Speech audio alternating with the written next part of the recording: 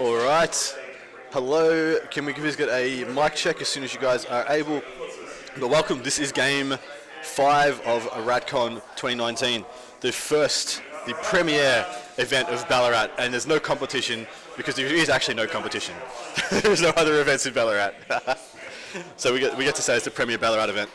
We are once again joined by the wonderful, the lovely, the quite sleepy Jim Vessel of Adepticon fame. You there, dude? What's up, guys? Yeah, beautiful. We get a we get a sound check on Jim, please. Let us know how his mic's coming through. If I need to turn him up at all. All right. So we have Joshua Brodie, who we saw here in game, I believe game 3, and we're just seeing here in game 5. And we've also got Matt Morosoli, who is a Demon player. Well, sorry, Matt number 1 Morosoli, who is the top-ranked Australian player in the ITC for last season, and he won that trip to Vegas. So we've got some guys with some absolute clout here, some guys of serious skill. So we've got Deathwatch versus Demons. Now, on paper, what do you when you hear those two words, Deathwatch versus Demons, what do you think, Jim? Because you are a Chaos and a Demon player. I think a few things are going to make this game. It's going to be deployments, which from my understanding is corners. So I think that benefits the Demon player, to be honest, because he can range out the Deathwatch. I think first turn is going to be really big here. And I really think that, Matt's got a fairly toolboxy list. He's got a low thing. And I think that can be good and bad. Yep. But he doesn't have a ton of deep strike, which means that he's going to really have to flap to not die too quickly. Yeah. All right, let's go through those lists then. So I'll start off with Joshua Brodie, seeing you are the Demon player. You can go through the Demons list. We have a Deathwatch battalion. He has a watch captain with Jump Hack, Storm Shield, Thunderhammer, and the Relic, Beacon, Angelus. Then he has a watch master, who is his warlord. We don't quite know what his warlord trait is, but there's a couple of assumptions we can make later. He has 2 units of veterans with 3 Terminators in each. These each have a Vanguard veteran with a Storm Shield and a bike with a teleport Homer. And then he has 5 guys with Storm Shield and Storm Bolters. So and then he has 2 of those units identical. Then he has 3 units with everything's identical there, except he has 1 less Terminator and 1 more veteran with a Storm Shield, Storm Bolter. So he's got 5 10-man Deathwatch squads, each one toting, I believe, 36 Storm Bolter shots, 37 if he's within bolt pistol range for the Vanguard veteran. That is a bucket load of anti-infantry. Then he has a Sisters Battalion. This is the Order of the Bloody Rose, which I believe is the +1 strength and +1 attack in combat, if I'm not mistaken. And then he has a Canoness with a Storm Bolter. He has Celestine and just 3 Sisters squads, bare bones. Lastly, rounding it out, he has an Elysians, essentially Loyal 32, 2 company commanders with Lasgun and Auxiliary Grenade Launcher, which is a pretty funny little choice for, I think it's only like 1 or 2 points.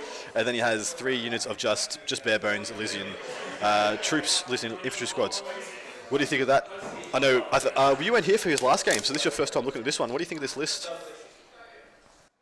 The Deathwatch? Yeah, the Deathwatch. What's your impressions of it? I like it. I think I like the overinvestment in the veteran squads. A lot of Deathwatch players are only taking 3 squads, so I like that he has a little bit more than 3. I think the Sisters Battalion could be game winning in this with the denies. Yeah. And I feel like the Scions are the Tempestus guys. He's gonna have to be really careful not to. It gives him a little bit of offensive threat. I think that Matt's gonna have to be really careful not to underestimate, because those guys can drop down and do quite a bit of work to Demons, which is pretty soft. Yeah, so we've just been pointing out, Mick Larkin, that the Auxiliary Grenade Launcher is free, so that's pretty funny. There's no reason not to take it. But yeah, so the Elysians, they're not Scions, but they operate like Scions. So for those watching, they operate the same as Scions. They all have Deep Strike, innately. So deep striking down, against Demons, deep striking down 3 units of essentially infantrymen and giving them all first rank fire, second rank fire. So there's 120 lasgun shots right there. That kills bar Plague Bearers. That kills just about any kind of bomb you've got. And especially one of those squads you can pop Vengeance Vacadia on as well, so it's really rolling to win against Chaos. So all of a sudden, those three infantry squads dropping down can actually do a lot of work against this army. Oh, and last thing to note, sorry, that I forgot about that list, he has the room for an assassin as well. So he has the 85 point spare. And so I believe last time he played, he took a Vindicare, and I believe that's probably the right choice in this matchup as well, seeing as he already has stacked denies, but a Colexus would be very viable also. Yeah, I think the Vindicare is the right choice because Matt's got two just Exalted Sorcerers, Exalted Sorcerer and regular Sorcerer, and two Exalted Sorcerers, which are, I think they're only 4 wounds, so they're easy to kill. Yeah. Via snipers. But at the same time, so yeah, it's pretty much the same thing. So he can either bring the Vindicare and kill the smites, or he can bring the Collectus and catch the smites. Because one thing that absolutely devastates Deathwatch is smites. They've got resilience. Right. They've got resilience for days against everything else except mortal wounds. So yeah, it's a little bit of so I find with Colexus against Thousand Suns, if you put that Colexus out in front, then he's going to Dark Matter his Zangors with Colexus. And he's going to wrap the Colexus and kill it, And then wrap it. And a lot of people don't understand, like, when people put a Colexus in front, when I play them, it's a gift because it's a perfect wrap, and I'm never going to kill it, so I don't have to worry about... Yeah, because you wrap it with like 2 or 3 guys. There's no chance in hell you kill it. Even with rerolling to hit against characters, there's still no chance. And so it's a perfect wrap and slingshot in. So you can't be willy-nilly with it. And I guess, well, the problem is there then that he can't take it. He has to take the Vindicare on those terms. Because if he takes the Colexus, he has no counter charge to dig him out. So yeah, it's the Colexus or it's the Vindicare or bust. Yeah, because if he puts him out in front, then he'll Dark Matter into it, and then kill him. Zangor as well, for sure. So you got to reroll all hits. And you can still give him the +1 to hit, so hitting on 5, rerolling all hits, will take, with veterans fighting twice, will murk Colexus. So how many? We did work out a little bit of math on Auspex scan because Matt's telling us it's this game-winning thing, and it certainly is. It's very, very clutch, but it doesn't do as much damage as you think because of the -1 to hit. So if you've got 30 Zangors and they come in and you shoot 36 bolter shots at them, maybe 37 if you have to be with 12 inches to do it. Hitting on 4s, so you've got 18 hits, maybe 19. If you've got rerolls to hit from a Watchmaster, then you're probably going up to mid-20s. Low to mid-20s. Let's say 25. We'll go 25. And then you're wounding on 4s if it gets Zangors. So then we'll say 13. Give him the better side of that, and then so then he'll save 5 or 6 on the 5+ invulns. It's if he's not an additional -1 to hit already from Weaver, and not +1 invuln for Weaver of Fates. I would imagine if they're deep striking, they're not gonna have any buffs on them. Oh, that's true. Yep. He's going to be picking troops as his choice, so he's going to be winning on 2s, rerolling 1s. Oh, that is very true. Sorry, you're absolutely right. So he's going to pick up 20 Zangors. Yeah, wow. It's the winning on 2s, rerolling 1s. I completely forgot about that. That is really, really clutch. Yeah, you're absolutely right, Matt. He can't afford to deep strike where you can see. I think Matt's only chance here is to put all of the Zangors, or at least Bloodletters and deep strike, and he has to bring them all in. One turn. Let it lose 1 bomb, give up 1 bomb to the Auspex, and then get 2 others in. So let's go over his list, because we're talking about it, but some people might not know what it is. Have you got it up there? Do you want to go through it, mate? Yeah, I can go. So Matt has a Chaos Demon Prince of Khorne with Demonic Axe and Wings, so pretty standard. Yeah. Poxbringer. He has 20 Bloodletters with the Banner, a Nurgling unit, and 24 Plague Bearers. Yep. He also then has Armin on the disc, Demon Prince with Talons of Wings, an Exalted Sorcerer on disc, another Exalted Sorcerer on disc, and then a Sorcerer on foot. Yep. 10-man Cultist Squad, and then 2 20-man Zangors. Okay. He also has, interestingly enough, 282 points of summoning. Yeah. So it'll be interesting to see. Yeah, I would imagine he... Sorry, go ahead. No, you go. I said I would imagine in this matchup he brings in Plague Bearers because if he puts his Zangors and Bloodletters in Deep Strike, the Deathwatch army will pick up all 24 of the Plague Bearers that are on the board in one turn. Yeah, so very, very easily. He needs to reinforce those screens long enough for his Deep Strike, and I mean, thankfully he's got some good terrain here to hide. So he needs to just basically hide as much as possible. Yeah, and look, he's doing a good job of it so far. He's got, looks like only Plague Bearers can be visible down that line. And I'm guessing, so if you look where he could have deployed, so this is his deployment zone for you guys at home, and so they would be 18 inches from deployment zone to deployment zone. Now Josh is not going to deploy on the line and risk getting charged by DPs turn 1, So he's deploying back, and he has deployed back in every single one of his games. Now, what he can do though is he can put his teleport homers up front, and first turn he can relocate up to the top of his board edge and then slingshot. Essentially, get about it ended up being about maybe a 14 to 15 inch move from where he's starting. That could be a good move, but then you don't have them later if you get wrapped. So I don't know how he wants to play that, but he does have 5 units, so he could theoretically do that with 2 or 3 units, put them up there to get some early points, and then bring them back. I think the only way Matt has a game here is if he plays super defensively in turn 2 and turn 3. Sorry, until turn 2 or turn 3. Whenever he decides to pull the trigger, he has to stand back and just not cop a big hiding. I think Matt got to choose his sides because he's taken the side with the much better cover, with the much better line of sight. He didn't get a chance to choose his sides. It actually tells me that he can hear me right now, so I need to turn down my voice a little bit. Balls. Jim Vessel. Yeah. So we got one of the best chaos players in the world watching one of. He's watching one of the best chaos players in the world. Every move. Matt Morosoli. I'm watching every move. Yeah, he's watching every move you make, and he's just said, congratulations, you Jim get to watch one of the best chaos players in the world. That's why I call him Matt number 1 Morosoli, because he definitely acts like he's number 1. Hit me up for some private lessons when I'm He said hit you up for some private lessons when he's done. And do you know what's gonna happen? Now that you said that, man, 2 turns you're gonna get wiped. You're gonna fall flat on your face. He already thinks he's winning a table anyway. Master Strider makes a good point. I think he could summon some horrors there, but I think the problem with that is without the change caster to support them, to give them +1 wound, +1 strength, there's just a bunch of strength for each shots, and I just don't think it's worth it. Well, how many points is a full unit of horrors? So it's a 1. It'll be about 200 for 30. Yep. So you could summon a 25 and summon a 65-point change caster. Yeah, that's true. Yeah, you could. Yeah. Which would be a nice little combo, because if you bring that down at the same turn as your bloodletters and stuff, that's him having to really consider whether he's going to waste his Auspex scan on the horrors. Kevin, we'll always be friends, buddy. Who's Mr. Kevin here? Kevin is actually the guy that muted Adepticon this year, so he is owed some of my championship glory. Nice, 1/6 of your championship glory. All your future, he gets royalties now for all your future fame. Yeah, he gets a 5% of all my winnings. It's a pretty good deal. The other thing that is a consideration for summoning is flamers. So if he was to summon a big blob of flamers right now with their -1, they become actually kind of good against Deathwatch squads because it brings everything down to the 3+. So Matt's already started. Yep, so we've already gone into turn 1.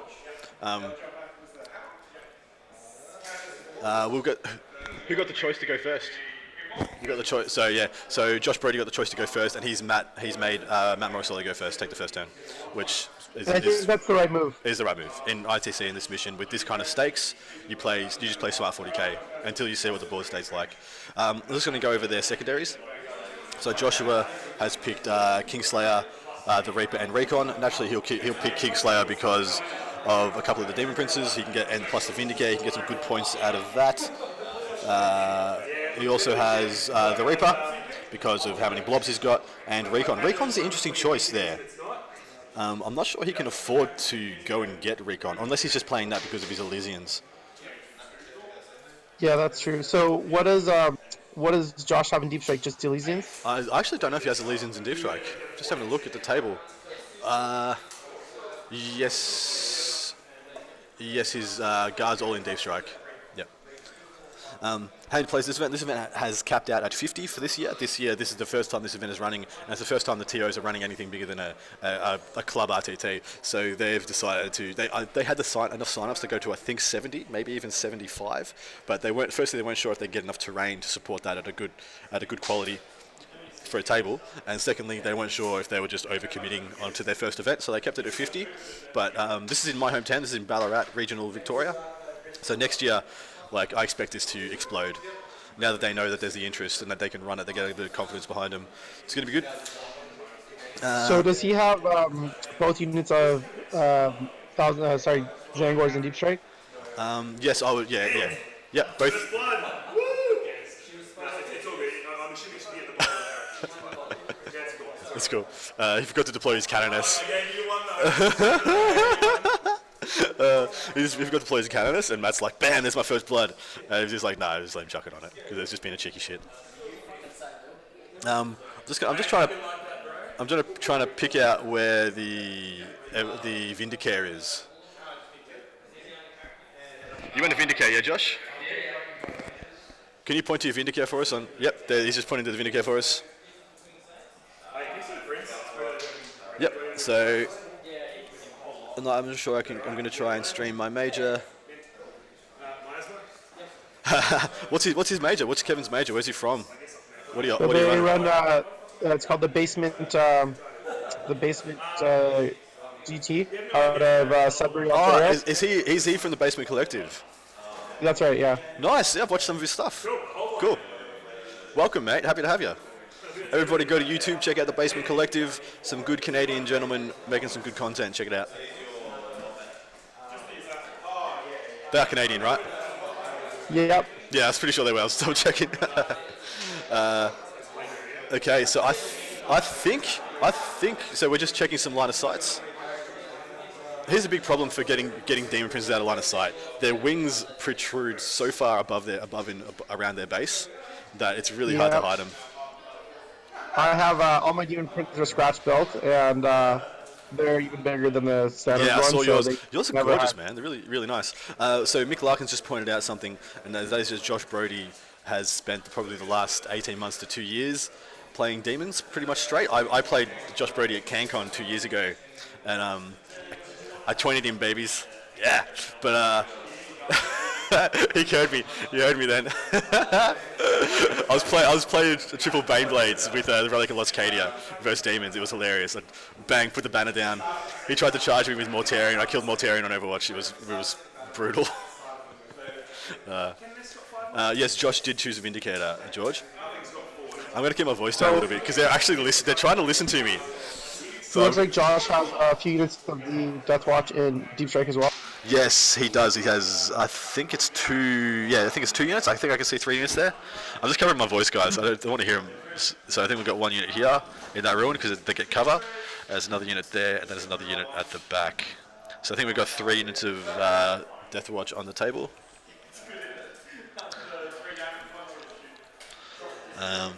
Yeah, so Armin on a disc is actually quite good to take against a Vindicator, because he actually just still has to win him on a 3 instead of a 2. On top of that, he gets more wounds on the disc. It's 1 more wound, yeah. No, it's actually the same. He's the only difference is that's craptastic. Yeah, it's really bad. Yeah. Yeah, especially when like all the heralds you put on discs and everything gets more wounds and better toughness. If I'm Matt here, I drop the bloodletters first, and I would drop them outside of 12 inches of any of the veterans because they have that longer charge. Yeah. And then try to clear the screen with the bloodletters. Yeah. So would you commit 1 or 2 units? Just the 1 unit bloodletters for now. Yeah, and attack twice with them if you have to, because he's pushing out his screen of sisters. So he's got his units of sisters screened out there, and if he doesn't push out his Death Watch as well to take up that space, he can easily drop say 12 inches to there, and then charge all 3 units and wipe them all in 1 turn. The problem is though for Matt is if he undercommits here. Josh is going to counter with his deep strikers and just clear out everything. So I honestly think that going second is an amazingly big deal. Making Matt go first because Matt has all his deep strikers and Josh has put at least 2 units in deep strike as well. So he's saying that I get to counter your deep strikes no matter where you go, no matter what you do. I'm going to respond, which is very, very big. If you look at what he's doing right now, he's doing something quite clever. So. You see he's left gaps in his sisters' lines, and he's filling those up with veterans. So no matter what Matt can do, Matt can come in and he can charge, but he can't wrap because the veterans are taking the space, and then the veterans can fall back, still shoot, and so can the sisters. And they'll be within 12 inches, so if he drops it. Yeah, exactly right. He can't get out of Auspex scan range either. So that's really, really poignant. That's very smart. The only thing that we can see here would be just this line of sight blocking here. The problem is though that's going to cost him 5 inches going up and over, which means he's probably outside charge range. Although, no, if he's in 12, he can declare the charge, but he did probably roll like a 15 or a 16 to actually physically make it.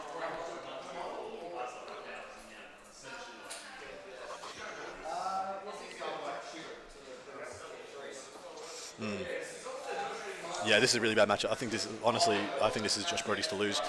But I think we were pretty sure about that when we were looking at the lists. So, but to my mind, is there anything that Matt can summon to really change up this game, to really throw this game on his head?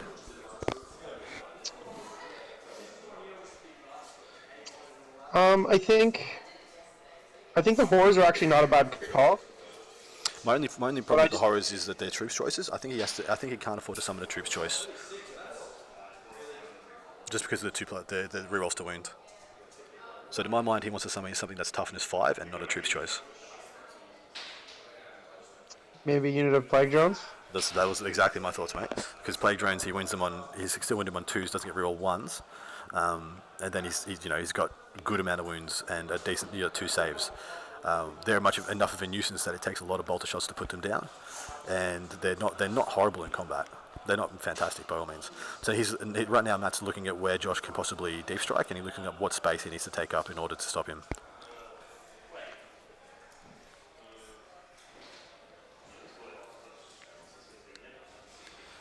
One thing to know, he didn't take the Colexus, he took the Vindicare, Antonello, and so he could summon more smites. The problem is though, Josh has got essentially 5 denies in his list, plus 1 auto 4+ to deny from a stratagem. So smiting is not the guaranteed thing it usually is. It could be he only gets like 2 or 3 smites through, which isn't enough to even reliably kill 1 unit of 5 sisters, let alone get through into a Death Watch. I would say that the Vindicare is the right choice.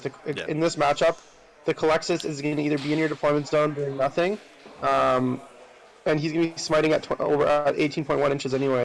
Yeah, with all his casters. I agree. I think the Vindicare is the right choice here. This way, he's got to hide all his casters now because it's going to pop the sorcerer. Yeah, pop a sorcerer in turn. We did that when the Vindicare first came out. We did the math on how well he kills a 4 wound model and then how well he kills a 5 wound model. He kills a 4 wound model like 70% of the time. Just pops it dead. 5 wound model is more akin to under 50%, about 46, I think, or 43%. So it doesn't matter if you can't be hit by smites, man. So it looks like Matt's playing this super conservatively. I think he's going to try to. If this guy's out of the way, is that safe for the Vindicare there? Yep. I just want to see if you move other way. Yeah, he's trying to get his Demon Prince out of sight, line of sight for the Vindicare. So he's asking Brodie to help him. Just let me know when to stop moving my Demon Prince so he's out of line of sight. The problem with this is that Matt's going to have to bring his deep strikers in first. Sorry? Yeah, exactly right. That's what I said. Brodie getting the choice of who goes first or second and having at least 2, maybe 3 units of veterans in reserve means that he gets an auto response against Matt's deep strikes, and his deep strikes just ruin Matt's deep strikes. He just picks them up. 1 unit of vets picks up any one of his bombs, pretty much. Honestly, Matt would be kicking himself that he's only got 24 Plague Bearers. He'd want like 90 in this matchup.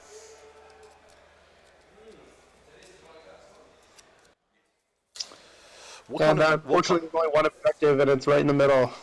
So one extra odd objective. So 3 objectives here. We got 1 up the top left, 1 in the middle, and 1 in the bottom right. So 3 objective mission, which does not favour. It favours the Death Watch a little bit more. You'd think Matt would have the better board control here, but man, he's risking a lot of stuff. Looks like he's summoning. Looks like he is summoning. Was that a summoning roll? I'd have to assume it so was. So he can only summon. Don't forget, he can only summon Tzeentch demons with his Tzeentch characters. Sorry, what? The Poxbringer can obviously summon some Nurgle. Yeah. So he can summon the Tzeentch and Nurgle units. What are those? He is summoning horrors. Brimstones? Yes, I think he's just summoning Brimstones to lock out the deep strikes. That's not a bad idea. Yeah, that's exactly what he's doing. And I think he's only summoned a baby unit as well, so he's not taking up many points. That's a good tactical choice.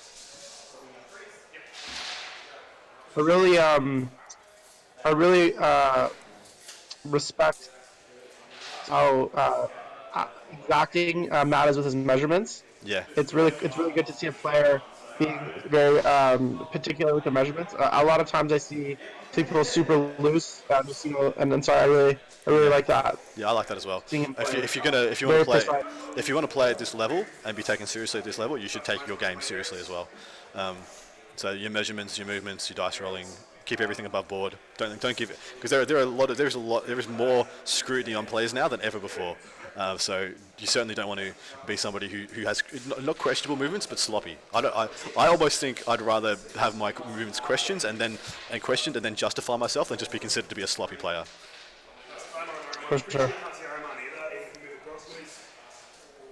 So he's covered from line of sight from here. And now he's just blocked off any deep strikes from He this. must be happy you changed up the terrain. This would be bad if. Oh, dude! If this was the other table, it wouldn't even be a game. It would be. They'd almost just shake and be like, "Yeah, fair enough." It'd actually be. Yeah, thank God I changed up the terrain. This wouldn't be a game otherwise. I think Matt's just finished his turn. Yeah, he has. He's just finished his turn too. That's too fast. Yeah. So he knows what he's doing.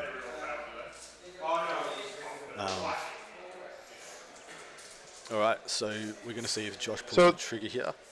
So They both took recon. I think the slow pace of this game is going to hurt them both on that. it is going to hurt them both. The choice to take recon. Well, honestly, I think it might be an okay choice for Brodie, but it was not the right choice for Matt. And actually, people are poo-pooing on the engineers, but in this kind of scenario, the engineers are actually it's a great secondary. Wait a sec. Matt took it. Matt took engineers. He took engineers. He's got Kingslayer and recon. And he's been racking them up. He's with getting his, recon he's gonna points. start racking them up. Yeah. He's right. That's exactly right, man. Very interesting there. A good pick. He's got Kingslayer. Yeah, but recon. I don't rate the recon choice. So realistically, where can he deep strike? I'm assuming Matt's checked this that he can't deep strike there, so he can probably deep strike around this area. We know he's checked that this is zoned off. So I'm assuming this area would be safe for deep strikes. This area would be Right, safe but for if deep I'm strikes. Josh, I don't bring my deep strikers in either. Me either. I don't think he does. I wait another turn. I think he waits another turn because Matt has to bring all his down, and then Yeah. we just see what happens. And then But you look, counter. there is a good case to say for Matt. If I was Josh, one thing I would see right now is I would look at this bit in terrain and just see that is where Matt should literally deep strike his entire army behind there and just leave it there for a turn. Don't even declare charges because he can't get shot. He can't move there. He brings down his deep strikes. Maybe he kills 1 or 2 units. Probably does. But then in his turn, he still has a bunch of stuff there to respond with to whatever he deep strikes down. Sorry? He could potentially drop to an away so to block off from behind, so he can't get deep struck on the other side of that wall. That was what I was like thinking. he could stretch the unit back. Yeah, so that was what I was thinking. If there's one thing that Matt can exploit, it is this area here, this unit. He can drop behind there, be safe from Auspex scan, be safe for 1 turn of shooting from all this stuff because Josh has not actually moved enough. He should have moved out more this turn, I believe. Unless his turns are not finished, but he definitely should have moved out further this turn. Because if Matt drops his entire army behind there, he's safe for a turn, and all he's going to be able to shoot him with is his 1 or 2 units of Deathwatch that come down, and then he can spend a turn smiting those out from safely here. He moves up in this area, he can smite into where I assume he would deep strike them, and then he can slingshot into the guts of his army, and then absolutely is game on. So I think also for Matt's turn 3, he needs to take over the board so completely that Josh has no options to deep strike, but in his corner. That is absolutely 100%. So if he was to, He can't afford to have the Tempestus or the Deathwatch popping behind so him. It's not Tempestus, it's Elysians. They're just Elysian Guard Battalion. But it's the same shit, but just they have worse guns. So I think he moves the Plague Bearers out to this area, and then if he can, he summons something here and summons something here, and then when he deep strikes there, he will have locked off. He needs to lock off this area right here. If he locks off that area from deep strikes, I think I'd be hazarding to guess. I wouldn't say he wins the game, but I think he'd all of a sudden be in a very dominant position. Because if he can take that center objective and then hold pin Josh in his deployment zone Exactly for the right. rest of the game, I think that's a good position for him to be in. Yeah, I think we just cracked the code here. I'm holding my mouth because I don't want either of them to. The Da Vinci Code. Yeah, anybody can hear me. I don't want a chance at this top table game. I don't want to have any influence on this.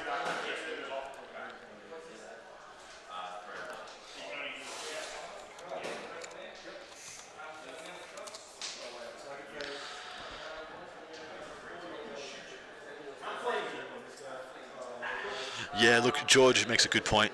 The 50 vets put out a hell of a lot of fire. That what Matt needs to do is make sure that no more than 20, 30 vets are shooting at him at a turn. Not a chance. We've just got Abuse Puppies joined us. Yeah, he can't let Matt get behind there, and looks like he hasn't. It looks like he hasn't seen it, and looks like they're going into turn 3. That was the end of turn 3. He's just sitting tight. He's just saying, I'm just going to hold all my Death Watch in my pocket and just see what you do. Now, is there a chance, if this is a very low-scoring game, that one of the They both get jumped. They both get jumped. Yeah, one of them needs to have a dominant win if they want to 100% get that top spot. And so, who's playing on table 2 right now? Table 2 is Josh McMillan. Let's look at his game.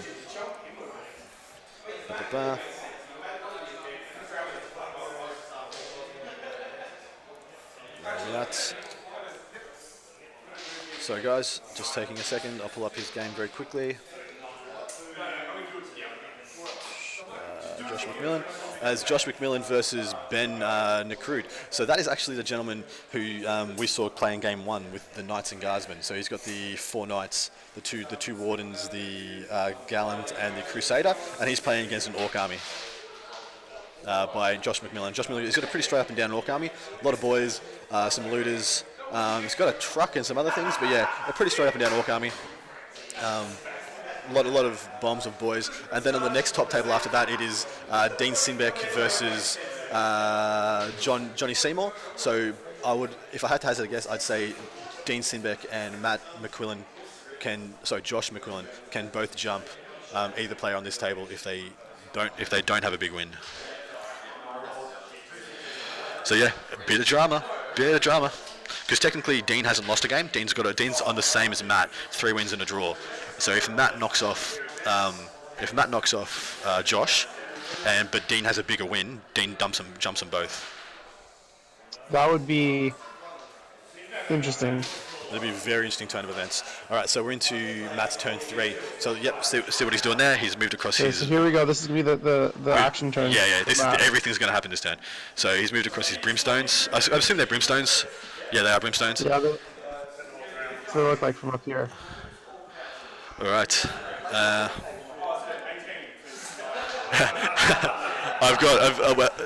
Matt's having a laugh because he's in the last couple of games he summoned a Plague Hulk, a Forge World Plague Hulk. He says they're good for the meme. The Plague Hulk. But I don't think he's got the balls to summon one this game. He says no Plague Hulk today. But look, he's gonna spread out a bunch. Yeah, so the benefit of the discs in this matchup for those sorcerers is that they can potentially move 18 inches to get into smite range. That's exactly right. So he should be able to get some smites off this turn, and he literally needs to cut off this much of the board needs to be death watchable. Yeah, and it's possible. It's possible for him to do that this turn. Yep. And then get in at least a few units into combat, and I mean, if he's lucky, maybe he can wrap something. Yeah. If he kill, so he'd need to go into a unit of Death Watch, put all his attack into the Death Watch unit. See how they're plinked 1 for 1, like you do. You interlock your squads. That is a good and bad thing. So if he goes into those Death Watch, he can actually allocate all the attacks onto the Death Watch models. Don't put any onto the sisters, and then all you need to do is kill 2 Death Watch models, and you can wrap a sister. Now, has Josh put down his Teleport homers? Do we know where they are? In case. I'm actually not too sure. I might just ask him. Hey Josh, Brodie, where'd you put your teleport homers? Can you point him out for us? Yeah, he's putting them up on his front line. Yep. Ooh, so if they're on the very front, is that what you said? Yes, they are. So if Matt can get close to them, they'll explode, right? He'll pop them all, yeah. Well, it's possible. So then, if he can wrap one of his Death Watch, they won't be able to fall back, teleport out to it. Yeah, then all of a sudden, the wrapping becomes very, very... Well, I assume he has the beacon there.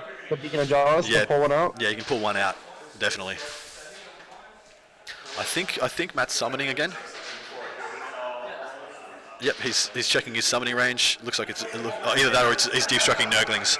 Yeah, he's just deep striking Nurglings. He's summoning Nurglings. Sorry? Is he summoning Nurglings? Yeah, I think he's rolled his summoning and he's just seeing what models. Wow, so that means he's not moving any of his characters, other characters. Well, actually, I don't know what he's doing. He's measuring his 9 inches from every possible angle.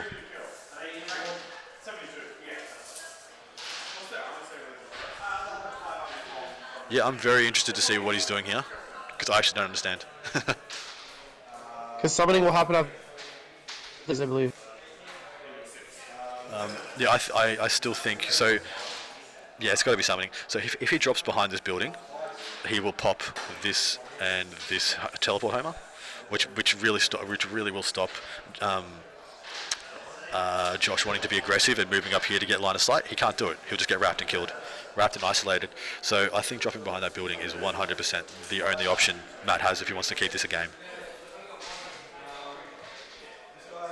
And then behind him, so that nothing can come in behind.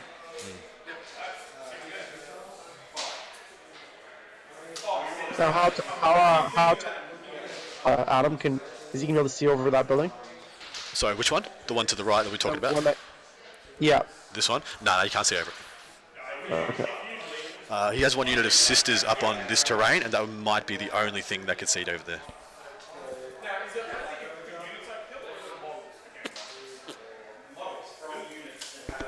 So looks like he's moving the flag bearers. Yep, he's moved the plague bearers out. Looks like he's still just zoning, from what I can see.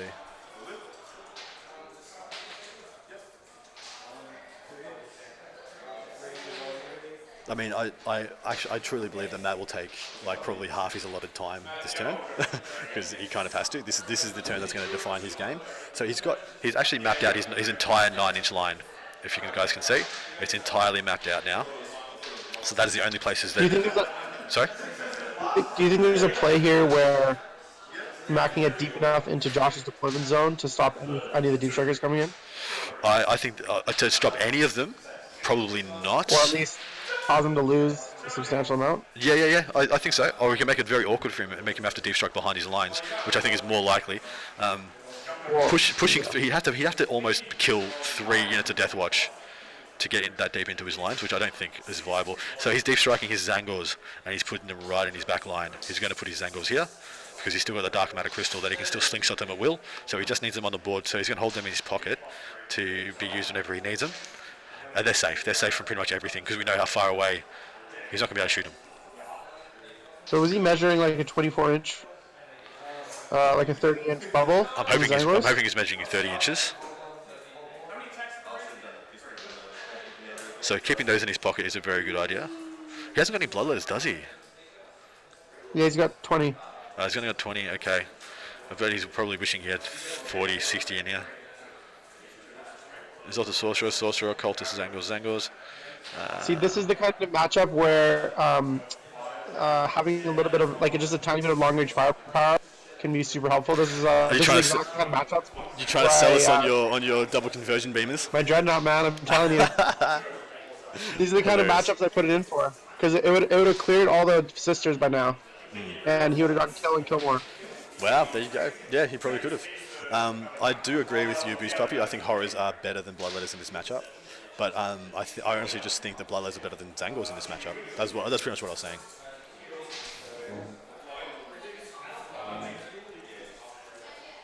He's already got the horrors though. Does he have the horrors? Bloodletters, Nurglings, Plague Bearers. No, he doesn't. He only has two Zangor bombs. Okay. He can summon the horrors though. I think you could have maybe killed one unit at least per turn. So on turn 3, I think you killed 2 units of those sisters. Because it's so tough. Are you still talking about your conversion beamers, hey? Yeah, my conversion beamers. Just sitting there running all the stats on how many things this conversion. I'm a shell for Forge Roll. Please tell me you haven't got the Betrayal at Calth models, and please tell me you've got the actual Forge World Contemptor. Yeah, I'm using the Osiris, the Thousand Suns one. Fantastic! Cool. That is so gorgeous. Such a beautiful model. It's such a great model. The Betrayal at Calth Contemptor is one of the saddest looking good models. So because it's a good, any other variant of that model is good. That one is horrific. Yeah, I also run the 30k Armin on foot. He's my man. Beautiful, nice. Model. So, Jim, we've just had the offer for Abuse Puppy to jump in with us as well. What do you think? Yeah, get him in here. Jump on, Sean. Jump in, man.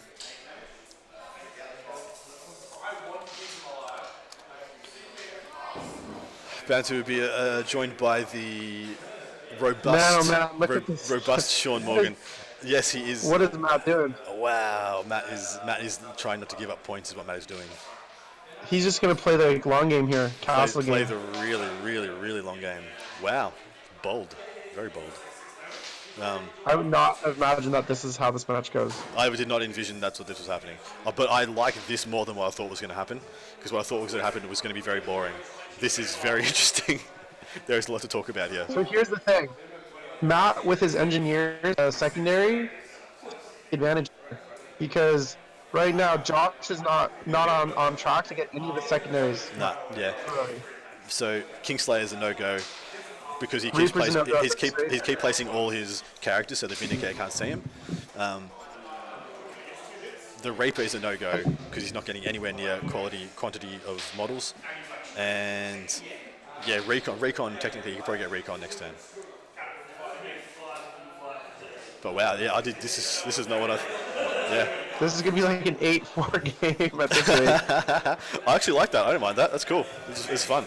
It's a very, very unique game. Yeah, look. So here's what happens now. Josh needs to make the hard decision of whether he. So where is he putting the bloodletters then? Yeah, I don't know where the bloodletters go because these are his bloodletters here, and he's just trying to figure out where he's going to put them. Because I'm pretty sure. What does he have in the corner right now? Just the Zangors, or the bloodletters back there too? So there's two of bloodletters. These are the bloodletters he's got set up here. He's got blue bloodletters to fit in with the aesthetic of his army, because he's a weird unit. Blue letters. Is that Sean? Is that the robust Sean Morgan? That is indeed. Hello, gentlemen. How you doing, mate? What's going on, Sean? Not much. Just kind of hopped on and see you guys were streaming the games here and figured I might as well show up. Well, welcome to the top table of Ratcon, one of the wonkiest and least predictable games of 40k I've seen in a long time. Yeah, this is going really both players weird. both players are just grinning right now, being like, "Yeah, we know this is a really fucked up thing we're doing right now," but they don't care. So short. Sorry. This is the equivalent of like bush camping in CS. Yeah, this is so. Someone comes in around, you get fucking killed. Morosoli just said this is the equivalent of bush camping in Counter-Strike, where you just sit there with your orb and just be like, yeah, who's going to come around the corner first? This reminds me of those UFC fights where no one does anything for 3 rounds and the crowd starts growing. Yeah, and then everyone starts throwing haymakers like in the 5th and 6th rounds and shit. What are your thoughts on this game and how it's going, Sean? Give us a fresh perspective. I gotta say, I would have felt like Josh kind of had an overall advantage in this matchup just because he's got so much anti-infantry and he's got the tools to deal with the psychic. But the way it's playing out here, I don't necessarily feel great about his odds. Because he still hasn't touched that army, and he's got a lot of anti-infantry, but he's got a lot of models to clear if he wants to get anything done. Well, so Matt's really just pushing back the amount of turns he has to deal with getting shot. And if he holds off until turn of 4, turn of 5 before those vets start doing any major impact, he's actually not going to win. The engineers are going to tip him over the top, and the engineers are just going to win this game for him. Yes. The other thing to understand is Matt has a lot more mobility than Josh. We do the Dark Matter Crystal, the Warp Times, the Flying characters. So if Josh does try to commit a little bit of his army to start trying to do some damage, Matt's gonna be able to counter a lot easier. Well, here's the thing, if he has 3 deep striking Deathwatch units, and he actually wants to do any damage with them at all, they're gonna have to be in smite range. Which means, and he's going to be outside deny range. So Josh is almost in a really unenviable position where he doesn't want to deep strike his Deathwatch in good positions to do damage. Like, because he literally has this pocket open here where he can switch to them, or he has probably a middle pocket here where he can get to there or to the Brimstones. So, but either way of those, he loses both of those units next turn. Because there's still a Banner of Blood on this Bloodletter unit, so they'll be able to move their 7, and then if they might be within 12, might not. I'm not too sure actually. Probably aren't actually. But truthfully, he just loses one, probably 1.5 to smites if you can't deny any, because he just death hexes, and then on top of that, he death hexes him, and then the Demon Princes pick up whatever's left.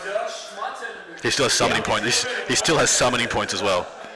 So that was just the end of Matt's turn 3, and he's up to 5 points. Three for primary, 2 for secondary. So those are two engineer points. Yeah, the low scoring definitely, I think, works to Matt's favor, and the fact that Josh has to bring his veterans down, but doesn't really have any exciting places to do so, is definitely bad for him. Yeah, Matt's being a massive shit stirrer, and he's just pointed to his army and said, "This is pretty much a display board right here."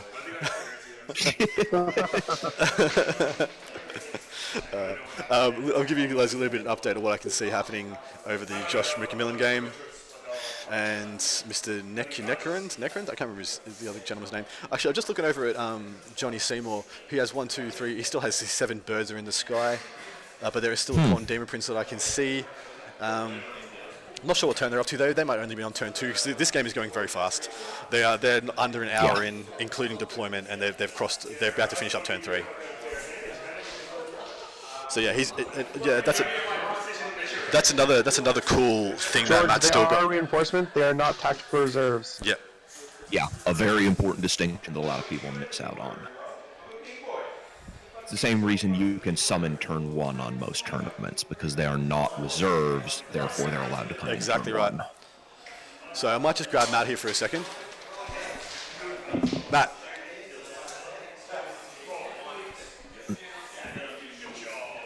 So, were you able to place all your guys so they can't actually get shot? What's that?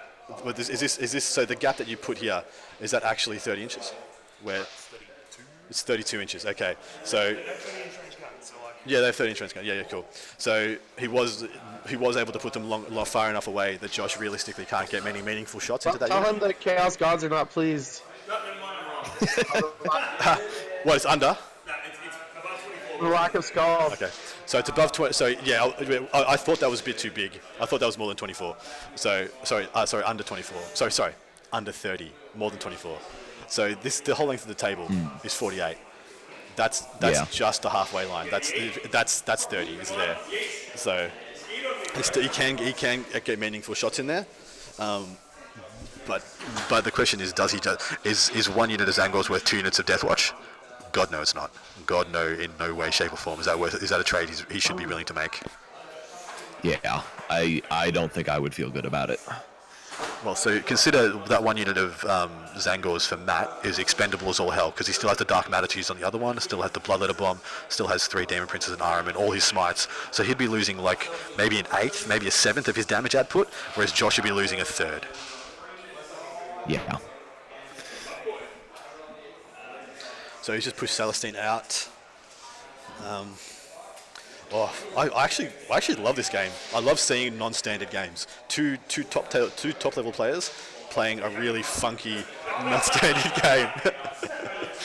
It's just so random, and they're both shit staring each other as well, lovingly. It's not serious. They're just like The giving each reason I other. really like this game is because it's a great example of what tempo is, and it also is a great example of if you have a really tough matchup on a tough table, how you can play it in an unorthodox way and still win. Exactly right. Yeah, play absolutely. wonky 40k. Do something they're not expecting. Turn the game on its head.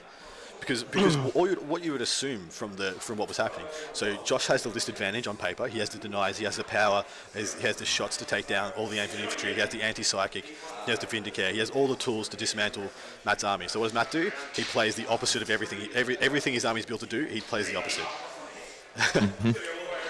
Yeah, he doesn't let Josh play the game that he wants. Exactly. He plays a completely different game. He goes, I might not be able to play the game I want, but I'm not going to let you play the game you want anyway either. And then, bang! Or both players need to completely reevaluate, and who knows who's going to get the And then how do I play the mission to still win? How do I use the mission to the mission rules to win? Very astute. Absolutely. Jagrofs. Just tuning in. What's the matchup? This is Chaos Demons versus Deathwatch, but it might as well be like Space Marines versus Imperial Guard for the way it's being played. Matt Morosoli has just asked, has Jim learnt anything yet? What a cocky douchebag. What a cocky douchebag. Sorry, Jim. We lost our score there, Adam. Oh, wow, yep.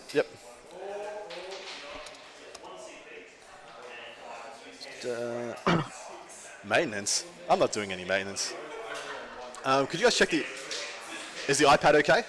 Yeah. No, cool. So it's nothing wrong with their end.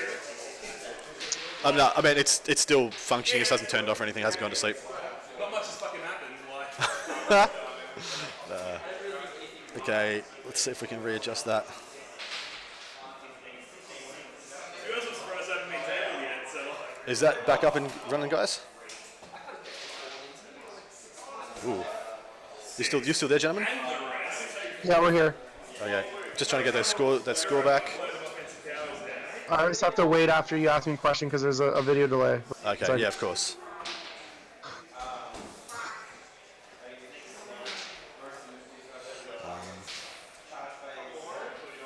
I'm going to be really interested to see where Josh puts his deep strikers here. Yeah, same. Just,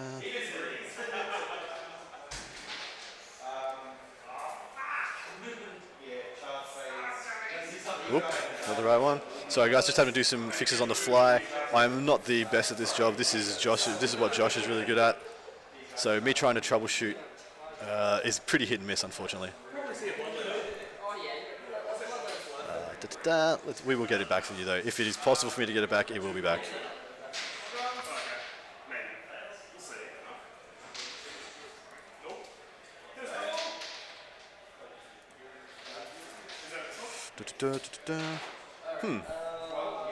It's designed to be a jerk.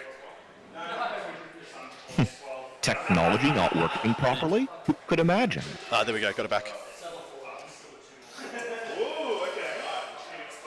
There we go. Is that back? Is that back for you guys? You can see it. Yep. Fantastic. All right, he's going for it. He's making the move. Yeah, he's doing it. He's jumping up.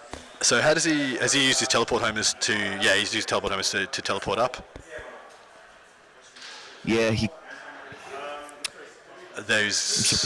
Sorry. is he using all of them, or I guess we can't really tell at this point. Yeah, we can't really tell. Well, he's got 4 on the board. Does he use all 4? Well, we'll know he uses all 4 because it'll be 4 units. So we have one. I believe there's one here. There's one here. There's one there, and there's one there. I have no idea where the 5th one is because those ones you pointed out to me. There might be another one in the middle there. Yep. So he's, Now, is that Homer allowing him to get on that objective? It's kind of hard to tell. I'm going to say no. Looks really. I would have said that bike is, but it's really hard to tell. At Yeah, this distance. I honestly think he has the ability to get on it. Yeah, he's placing it on it now anyway, so it doesn't matter. Because you have to deploy wholly within 6, I believe. Yeah, you do. So he's got a unit of Elysians. He's just deep struck in, and he's just going to chuck. Yeah. He's just going to chuck them on it. He's got the bottom of turn, so it doesn't matter.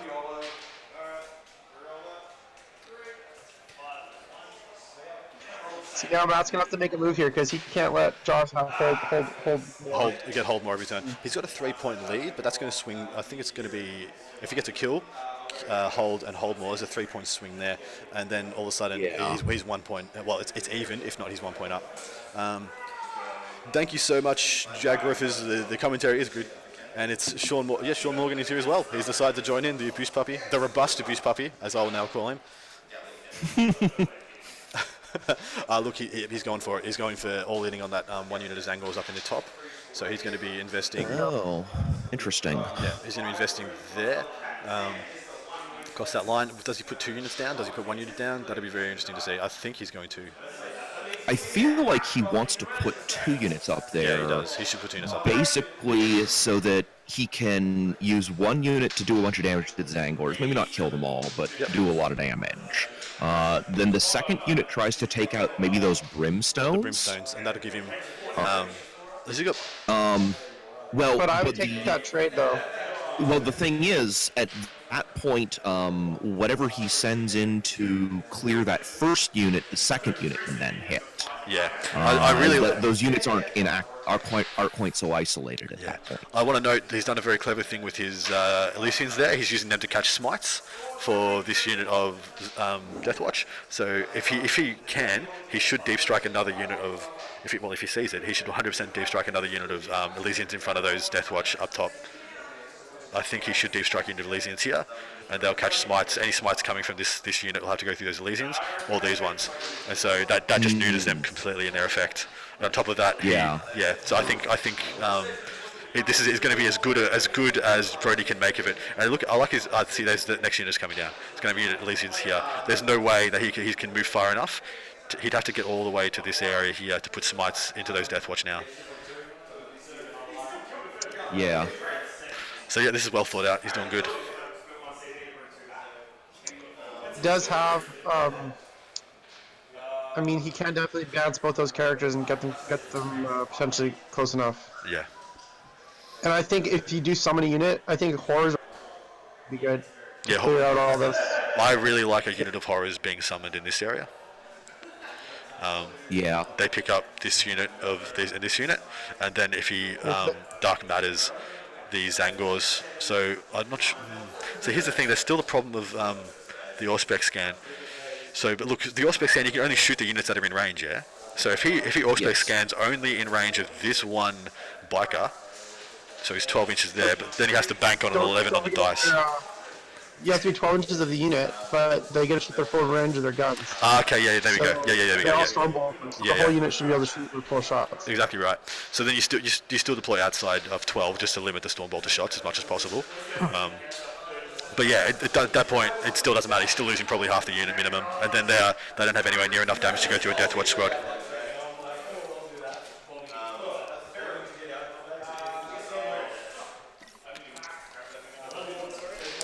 This will take some doing for Matt to dig out of now. He's put himself in the right place to have a chance in this game, but just by playing wonky ass 40k. But I'm very interested to see how much damage he takes this turn.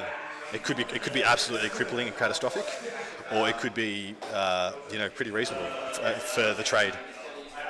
Yeah, with the people forget that with all these stormbolters, they're getting 2 shots, 24. Yeah, he's also just beaconed Angelist over another unit of Deathwatch. No, 2 shots. So this unit has just beaconed over with the captain over to there. Oh. Yeah. Okay. So he's really pushing that flank pretty hard. He has. He's pushed it very hard. Can you deep strike and beacon in the same turn? Sorry? You can beacon the turn you deep strike. Yes. That's a great looking arrow. It's a great looking symbol there. It really encapsulated how this game's going for Josh Brodie. It's a mandatory one penis on the board per game. Any past that is bonus. Now, if Josh doesn't kill enough, the problem is even if Josh doesn't kill that much, Matt's quite out of position to get. He might be able to bring 1 unit of Zangors to bear. The Bloodletters are definitely not going to get in. Nah, Bloodletters are no way. 1 unit of Zangors probably going to disappear here. With the way Josh is placed, I'm thinking it pretty much guarantees the Bloodletter's never going to make combat. The only way the Zangors are going to make combat is through Dark Matter Crystal. And so it's really, I think the onus is really on his characters now to shoulder the burden and do a lot of damage. Which they can, but not that much damage that quickly, I'm kind of thinking. Yeah, so look, what he needs to do, he needs to get these Plague Bearers out. The Plague Bearers need to get out as far as they can. Oh, that's more Elysians up top, I'm thinking? Yeah. I'm surprised he hasn't put... He's pretty much denying the ability to dark matter where he wants to up there. Yeah, exactly right. So, but to my mind, what he needs to do is he needs to pull his Plague Bearers out to where I've indicated this area with all the characters behind. The characters need to charge, and he probably needs to summon Horrors or smite this unit of 10 Elysians away, so that when the Plague Bearers charge, probably this area and this area, leave a bit of a horseshoe gap. So they circle around the back of all the characters. The characters go in and mongrel them, and then he consolidates and locks them in. So then he has to shoot through the Plague Bearers. Problem is, though, he will shoot through the Plague Bearers. There's only 24, 25 of them in there. They will 100% get shot through by 2, 3, 4, 5 units of Deathwatch. So, and the problem is his smites aren't doing anything this turn either. So look, Josh has done a really good job. Really good use of those Elysians. Really good use. I think they might be the thing that wins in this game. The fact that he's denying smites like that. Elysians are clutch. They like that mobility is really big in an the way army he's like using this. the way he's using them is absolutely freaking clutch, man.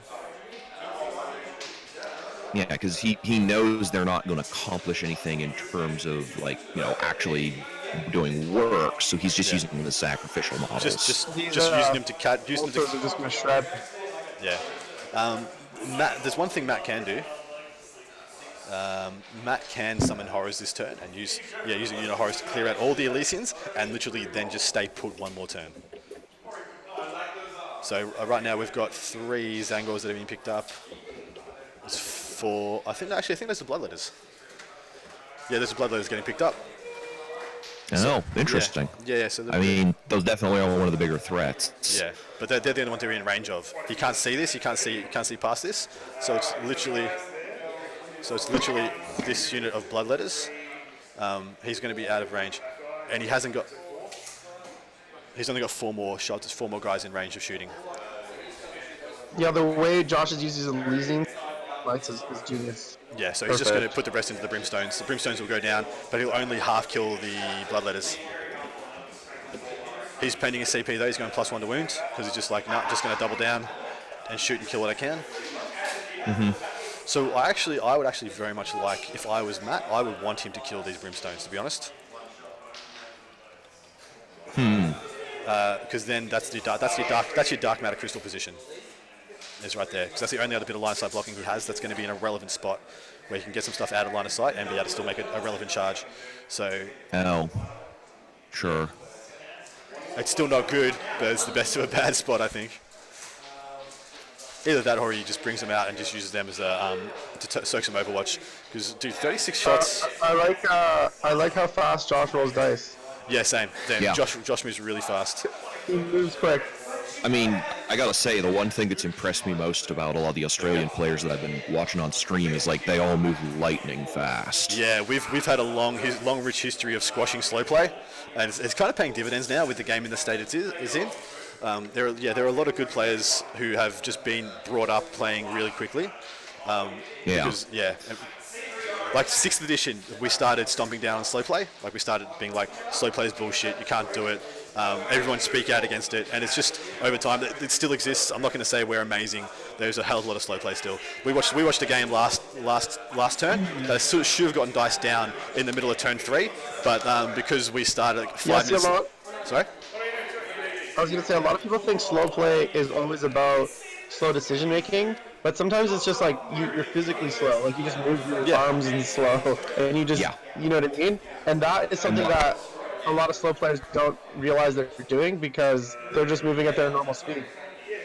Yes, and the dice are a big part of it too. Like Jim was kind of saying, like if you take a couple of minutes to resolve a single roll, you've got to make dozens and dozens of rolls over the course of a game. Yeah. That slows you down a lot. So the amount of actions one unit can take in a single turn now is phenomenal.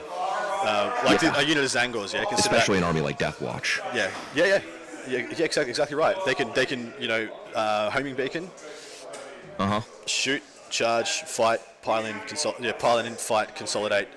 Like so many actions right there for that one unit. And then there's even more. You talk about Inari. You've got another whole set of actions on top of that. Then you talk about units that can shoot twice, or fight twice, and all of a sudden, Jesus.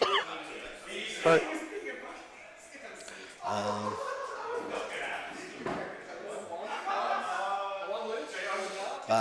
so George is saying, I think the play here from that is summon the Changecaster and 30 Horrors, charge the Zangors with Dark Matter Crystal, and warp time the second unit into range, and then it should be able to bleed down the vets. Only issue there is there's nothing that this second unit of Zangors is going to get in range. There's no way he's going to warp time, even with the 12-inch move. There's no way he's going to warp time Zangors in range. That's at best. At best, that's there. That's probably more like a 15. That's maybe a 10-inch charge if he gets them. You'd get like there. It's a big charge, and then if he doesn't make it, he's dead as shit. If he fails that Dark Matter Crystal charge, that's GG. I think so too. I genuinely think so too. Brutal. I think I'm not sure. See, it's the thing with these big squads of Zangors. How much could you hide around behind that one piece of line of sight blocking terrain? I don't think enough. I think you get shot. I think there's no way, because it's going to end up being like that, and because of this. Well, it's either that unit or the other unit. Yeah. And he's got a unit here. Yeah. It's good. That's probably blocked off. He probably can't see there. So it's literally just this unit. But he has but that still makes he's got this much space pretty much, which is not enough. Yeah. Not enough for a max unit. It's of Zangors. not even close to, especially on 32s. Yeah. Like, that's the thing a lot of people forget is Zangors are 32s. Exactly. They're bulky boys. Exactly right. You can't warp surge horrors. I'm just letting you know he rolled a 1. Yeah. Did you? What just happened? I think he just rolled a Rolled a 1. one? He rolled a 1. He got 6. He got 6. How many did you lose? 7. He lost 7, rolled a 1, got 6 back. Nice. Demons. So, bring that Well, back. Bring that back to chaos. You can warp surge them. It just won't do anything. So Yeah. so here's an interesting thing now. So Josh has just gone super The aggressive. bloodletters he rolled. The bloodletters he rolled the one. So he essentially lost nothing on the blood He letters. lost 1 blood letter out of the unit. So That's big. that's actually really big. So essentially, for Josh's entire deep strike and aggressive movement, he actually hasn't reduced anything on that side of the board. He still has good control of the board. He has there, exceptionally good control of the board. Exceptionally good. As we can just see, Josh has just taken the lead on points due to getting hold more now. So look, Yeah. he's already measuring out his summoning. Yep, he's already measuring out his summoning or his dark matter crystal. If he summons horrors, he has to intercept them, doesn't he? He can't not intercept. He can't not Auspex scan the horrors if he summons 30 horrors. Yeah. Which means the dark can matter put gets a them free out of run. range. Sorry. No, Matt can put him out of range. Horrors are 18 inches. That's true, but maybe he wants to. Maybe he wants to put them in range, so he basically Auspex scan out, so the dark matter crystal charge can go off without being molested. I don't think you have to aspect scan. I think you can wait till all the reinforcements are done and then pick out. No, who has Auspex it. scan is immediate. Yeah, it's immediate. All of the intercept stratagems have to be used immediately, so you don't actually know what other actions they may be taking. because you can snipe out characters. If people put characters down before they put the units in front, it's been proven it's not the right thing to do Right. to your opponent. But we had it happen here that someone put down their patriarch before putting down their gene stealers and their acolytes, and the patriarch got shot and killed because it happens immediately. Yeah. What I mean is, in the horrors, he doesn't have to use aspect scan. He could wait until Zangor Yeah, it's go exactly down right. the Zangors. But what I'm saying is, if he has to weigh it up, surely he has to shoot the horrors if he brings them down, because the horrors kill all the Elysians and will probably give away kill more. And they're probably going to give up. What else has he got? Even summoning some bloodletters wouldn't be bad. Yeah, honestly, nothing on bloodletters. I guess he could. Because those could do a number. I mean, it's gonna be 8-inch shot off the summon with the musician. Yeah, it's true. Yeah. And Blood letters are good for sure, George. I mean, they're actually not that great against Deathwatch because of the 3++, but Yeah. Right. Well, it's not the AP and all that sort of thing that you're banking on with them. It's the ability to fight twice and the ability to chew through weaker screens where they're actually valuable. Yeah. This maybe game is hanging. Of Slanesh. This game is hanging on like a knife edge of falling, and just being an absolute shitstorm at the drop of a hat. So Yeah, how Matt responds here is gonna be really important. he's gonna Voltron. He's Voltroning out. He just shot out his Corn Prince. There we go. Yes. Yep. He has to- Yeah, I feel like that is kind of what I would do. I like the idea of summoning the horrors towards the south and sending the characters north, and then you use horrors to clear the northern screen so the characters can get in, and then charge in and hope to wrap the Elysians with them in the south. Yeah, because that's what you want to do. You want to be able to get some significant damage done on some vets, but you want to wrap the Elysians. Yeah. If I'm not wrong, that's the Corn Prince, right? That is the Corn Prince. Yes. So I would imagine the sisters being so far away are not going to deny this turn, which means you throw Death Hex on that veteran squad. My Corn Prince will Exactly what I was thinking, mate. Exactly. So he smites down that unit, clears. Death Hexes, and he just picks up a whole squad. I would definitely say he's been too conservative with the sisters as far as how I would like to play the Yeah, matchup. I would have as soon as you saw Matt not deep strike turn 2, I think then you move and advance all those sisters turn 2 and turn 3, and then they'd be more like here now rather than being here. Yeah. Because those sisters actually push the demons pretty hard. You know, they can eat up a lot of smites with no real difficulty. Yeah. They are not that easy to punch in combat. They are actually a significant problem. Yeah, it looks like he's just moving advance this Zangor squad down to the bottom. Don't really know what the plan is there. Is that the Plague Bearers over there? No, Plague Bearers are here. Plague Bearers. With all his units being blue, all I can really see is a massive. It's only because I've seen him play like this army like 30 times.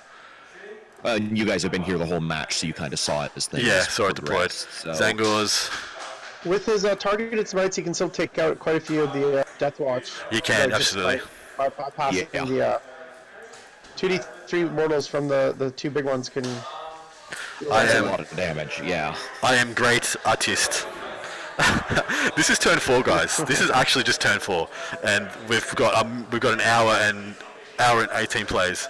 There's an hour and 18 minutes been played. It's only turn 4. This is turn 4 or turn 3? Yeah. Turn 4. It's top of 4, I believe. Top of 4, yeah. Matt needs a big turn here. Yeah, this is going to be. Josh has too much left after this turn. He's gonna shred. Yeah. Yeah, on the other hand, Josh didn't do the damage he really wanted to on his previous turn, so he's kind of taken the full force of the army if things go right. Apart from picking up some summoned brimstone auras, he killed one bloodletter. He killed one bloodletter and some summoned brimstones. So it was literally nothing. So how much is that unit of brimstone? So how much? 30 points. 30 points. Yeah, So super duper. how many points did he start his summoning with? Just gonna have a quick look. We had 282, so we have 252 left. Yeah, so that's plenty enough to get a meaty unit and a support character, or 2 decent-sized units. So I don't think he has enough for a change caster and a significant sized unit. Oh, You can fit. might be able to squeak out. Can he get 20 horrors and a change caster? You can fit change caster 65, so that'll leave him one. Oh yeah. I was thinking it was 80 something for some reason. Yeah. Okay, so no, that's a lot more acceptable. The thing is though, unless, I think the screens are gonna die to smites anyways, and the horrors, if he shoots them with the Death Watch, he's just gonna take them on the Terminators. I wonder what he's gone Kingslayer. Well, I wonder who Matt's marked Kingslayer on. It would have been Celestine, wouldn't it? Just to make him want to keep Celestine back, which is exactly what Josh has done. So. But she's close enough for a countercharge next turn. Into the Corn Prince, of course. Yeah. And she'll pretty solidly kill that guy. Yeah, because he's only got a 5-up in Vaughn. Yeah. Toughness 6, she's strength 6, minus 3 She's damage. strength 7. Shit, yeah, he gets absolutely wrecked. Yeah, she'll cleave through him, and if she gets to fight twice, then she'll take 2 characters. Yeah. So She's, looks like Matt. looks like Matt's pulling back. He's actually just pulling back again.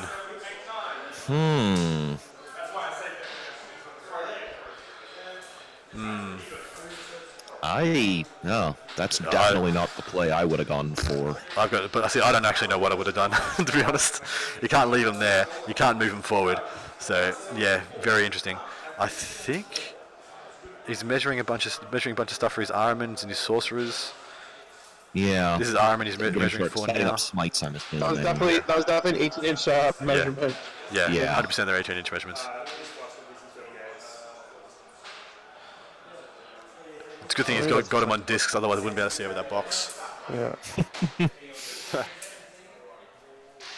The discs are actually an interesting choice. I don't see a lot of people go for that, even though it does give you a lot of mobility, but there's some definite downsides to it. Yeah, absolutely. Well, I think with the sniper meta, they actually see them more, because it kind of negates the Vindicare winning on 2s. Yes. You know, he's still winning on 3s, but that's still a much better chance for it to fail. So Jagrafes, this 100%. Those objectives made lovingly by us at Down Under Network. We sell these $40 a pot for a set of 6 Australian dollar redos. So if you're American, don't buy from us. Buy from your local content producers. Support them. Don't worry about supporting us. We'll get the Aussies to support us. You guys support your locals. But yeah, they're exactly 3-inch radius, so 6-inch diameter. So if you are on or touching that objective, you are contesting or holding that objective. It reduces all ambiguity. You don't need to measure it. You don't need to say, ooh, am I in? Am I out? Ooh, got to get a TOS check. Blah blah blah blah. It's just you're on it or you're not. That's pretty handy. Yeah, they're really good. They're very good for stream as well because you can literally count the amount of models people have on objectives. Yeah, there's none of that weird kind of like, ooh, I don't know, maybe he's in, but maybe he isn't. I don't know. Well, Jagrafest, if you're interested in purchasing any of those, please PM us on our Facebook page and we'll arrange an invoice for you and get them shipped off. But yeah, if anybody lives in the States or anybody lives in Canada, Canhammer, which is a Jim Vessel's club, a group, they do some amazing. He summoned. Just don't get the one with Chris Haynes' face on them. Sorry, what? I said don't get the ones with Chris Haynes' face on them. He has ones with his face on it. No, get those ones. That's hilarious. Is that a soul figure? Canhammer are a great community organisation. They hold events, they produce content, they put up streams. They're an amazing group of guys. Support them. They make similar objectives to us. In fact, we kind of got the idea from them. So by all means, throw some cash their way. They certainly deserve it for the amount of effort they put in. Plague Hog? He summoned the fucking Plague Hog. What is that thing? I gotta look that up. What is this madman thinking? What the fuck? Sorry for swearing, guys. But I'm just to play devil's advocate here. The Plague Hulk is a vehicle, and Deathwatch kind of suck against vehicles. Yeah, he can't scratch it, but at the same time, it doesn't do anything. It doesn't kill anything. It doesn't hurt that much in combat. It can tie up a squad. Okay, so check this out, guys. Plague Hulk, T8, 14 wounds, 3+ save, 5+ feel no pain. It's got a cannon that is heavy D6, strength 6, AP 3 to 5 damage. I think it actually is pretty good against Deathwatch because he's not going to be wounding it on. It is a vehicle, so he won't be wounding it on 2. Yeah. Wounding it on 6s actually. Yeah, he's just dark matter. He's just dark matter and crystalline, guys. He's going well behind all this big wall of crazy crap. He's got these two characters here, which I think is going to end up Holy crap! Actually, that's really big. So he's got 2 characters here, guys, and we know what Zangors do. If you can wrap one of those. We know what Zangors do to characters, and we know that Matt has taken Kingslayer as well. Yeah. You might lose some here though. I don't think he's going to fit 20 Zangors in that. Yeah, corner. I think he might be willing to take it though at this point. He's going to be outside the 24 for the Auspex scan. Well, he might be able to fit him if He's going to be pretty astute. He's going to do as much as he can. Yeah, and like Jim says, I think he's willing to lose a few of them. If it's only like 3 or 4 to lose, at this point, absolutely you do it. Sorry for swearing so much, guys, but holy crap. He's making some big plays, guys. So he's getting himself... I think he got them all. I think he's going to get them all, guys. Really? Yeah, I think he's going to... Because he's actually shortchanged himself about half an inch there.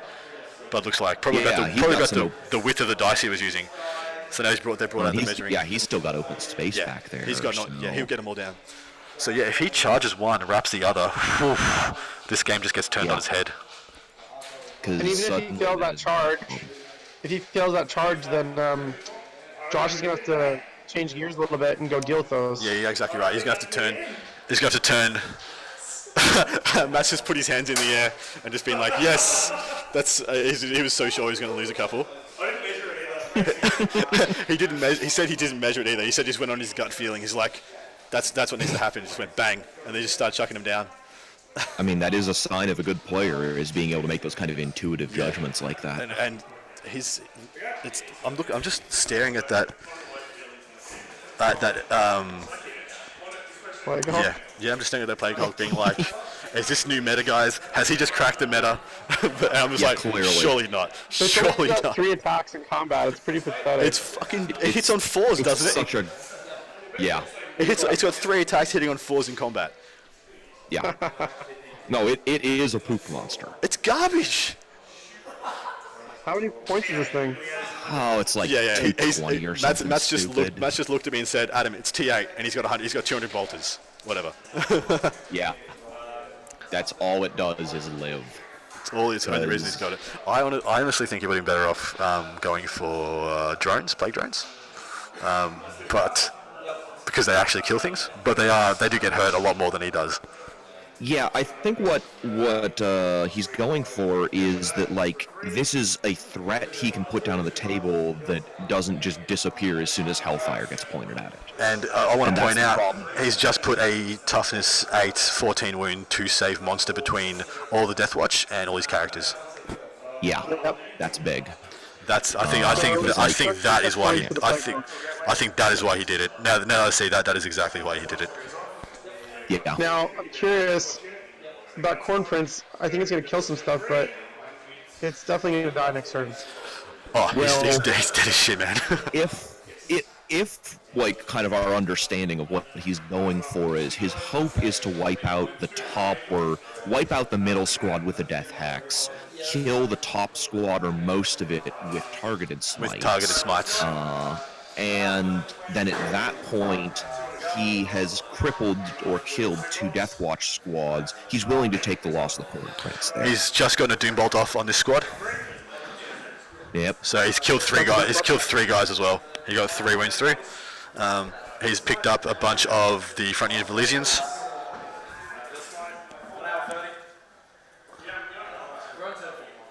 Took it on the Terrier, it looks like. Another one from The bike. the Guardsman. I think?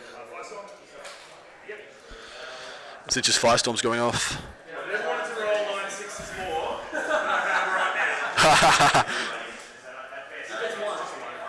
One 6 on the 7 dice. Since his Firestorm kills another Deathwatch from the top squad.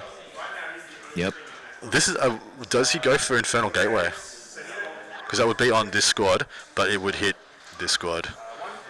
This, I mean, this I guy. would. He has to put all the damage he can, but there's definitely some choices Infernal to Gaze make. looks like.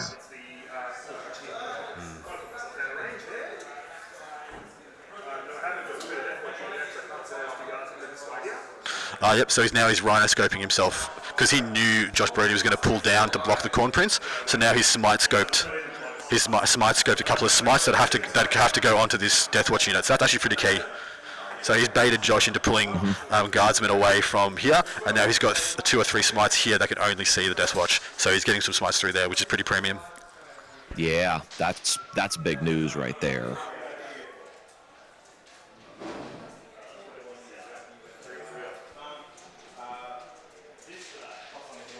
I think what are we doing next? Where's the Death Hex? I'm waiting for him to say it. Smite scoping, I like that term. Smite scoping, yeah. I took rhino scoping and smites and just made magic, guys. All right, where's? I mean, there's nothing I love more than a palindrome, so All right, I still haven't seen him say the Death Hex, so Maybe we won't go for it, but I mean that Corn Prince will bounce off those. yeah. If he doesn't, there's no point putting the Corn Prince out there. because yeah, he's got it. Like there really isn't any other option, basically. Yeah, unless he's already done it, we missed it, which I don't think he has. Is the Corn Prince's axe AP3 or AP4? 4. 4. Okay.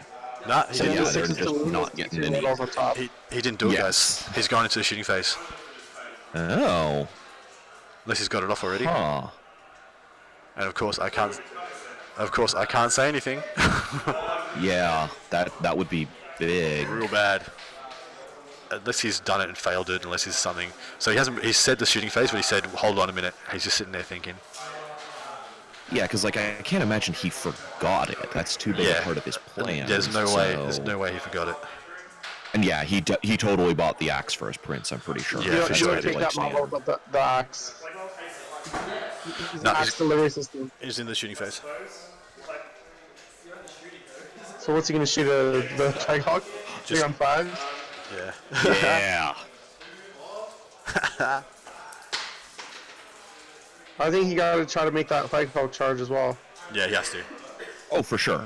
Because if he can get that plague bolt closer to things than the corn prince, then he's living in a dream world. Exactly right. Exactly right. Make him have to shoot the Plague Hulk would be his like key, his absolute bet.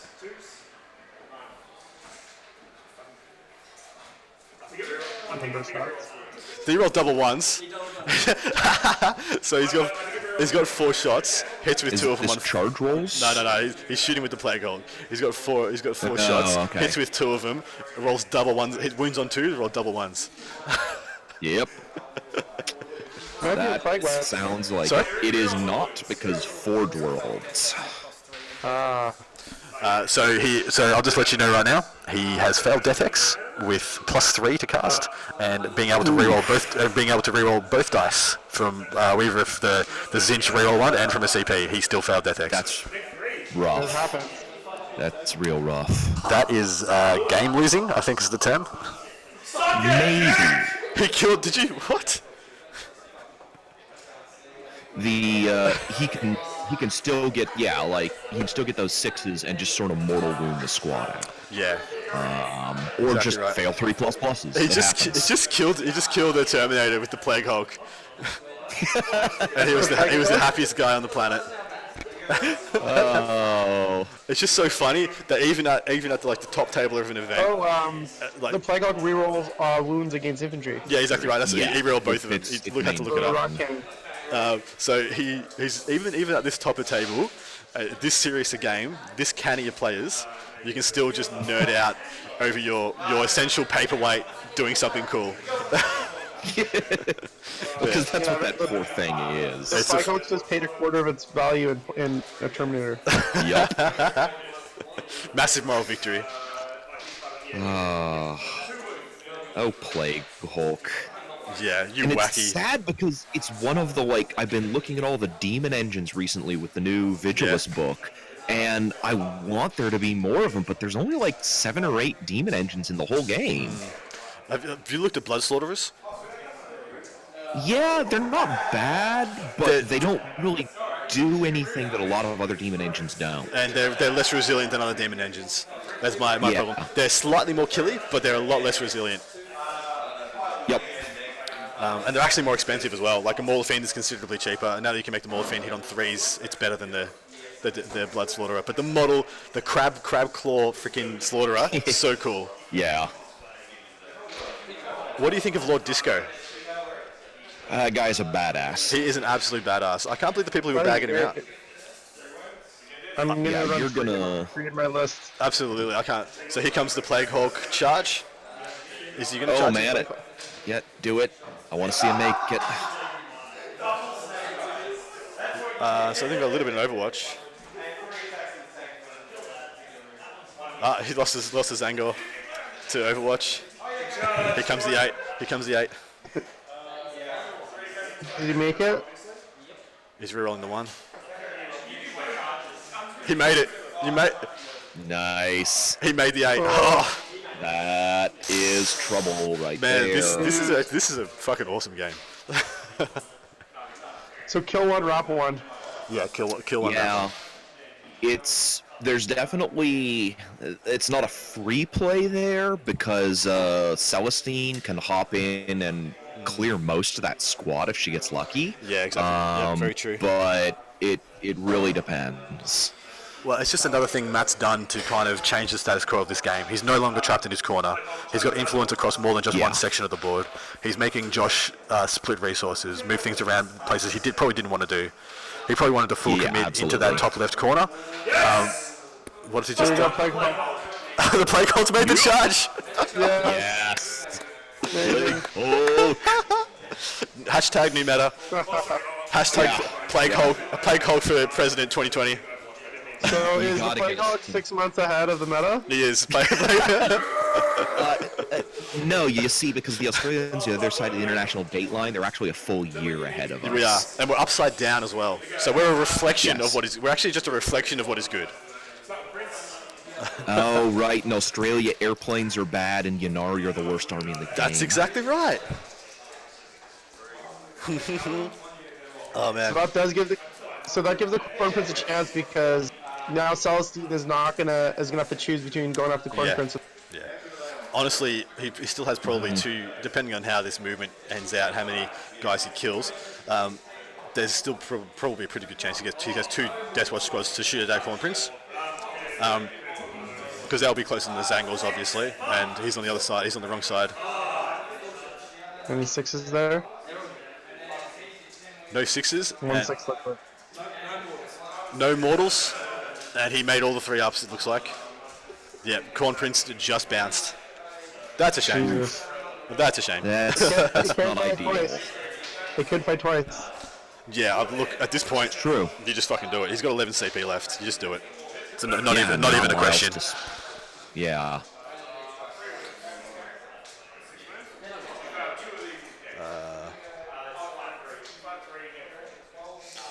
That failure of the Death X was huge, though. Yes. That's Remember that's what I said? a harsh blow. Because that whole unit would be just picked up. Would have just auto been picked up there. Oh, 'Cause absolutely. He got. There'd be nothing left. Yeah, there. they're just gone. Now, like he has to fight twice, and maybe when he fights twice, he kills like 2 or 3 dudes. So it's pretty bad. He definitely has the potential. Like, it is not unlikely that he kills 4 guys in that squad. It's true. That's very true. On the Yep. fight. But it's certainly no guarantee either, as we just saw. Yeah, 100%. Are these just commanders back there? Like So guard he's commanders? just picked up one character with his Zangors, and then he's moving in. He's wrapping the other. So there's a unit of Zangors that are entirely safe. Yeah, I'm turn. presuming those are Elysian commanders back Yeah, there. that's the yeah. I thought they were Elysian commanders. Either that or one of them was an Elysian commander. One of them was a Canoness. Wasn't quite sure.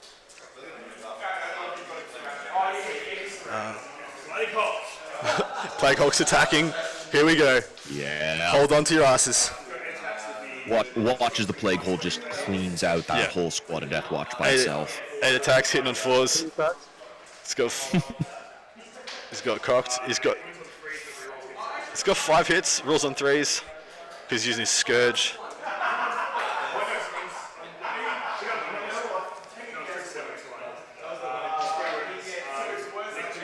Three wounds, neck 2 damage. 3 up in bombs.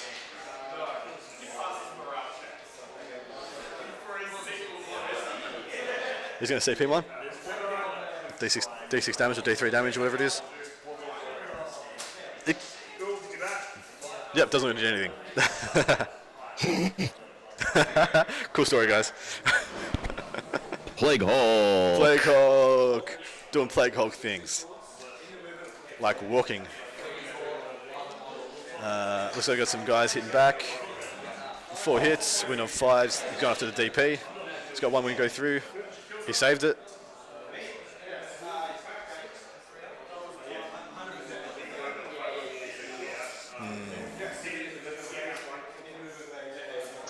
I don't even know if he'd bother fighting twice. I mean, he has a CP. I guess you do. There's only so many combat phases, and that Corn Prince is going to die probably. Yeah, there's only so many. Yeah. There's only so many more interactions in combat. If you get that 2 6s on your wounds, that's a lot of death. That's a lot. Yeah, absolutely, Yeah. absolutely. That's why I think the Core Prince still has a chance to do its job here. Maybe not as much as he'd like, but it's certainly not over yet. Yeah, we just had the 3 guardsmen attack. They all 3 hit, none of them wounded though. And now he's got 5 attacks. This must be a Canoness, guys. Must be a Canoness in that combat because he's got 5 attacks. There ain't no Elysians having 5 attacks. He's got 3 wounds from the Zangors. Don't they? No, they have 3. Oh no, it's only 4. Yeah, off 3 of, base and a chainsword. Yeah. That Canoness killed 1. Yep, he's gone for fight again. Corn Prince goes again. Okay, let's see him not be shit.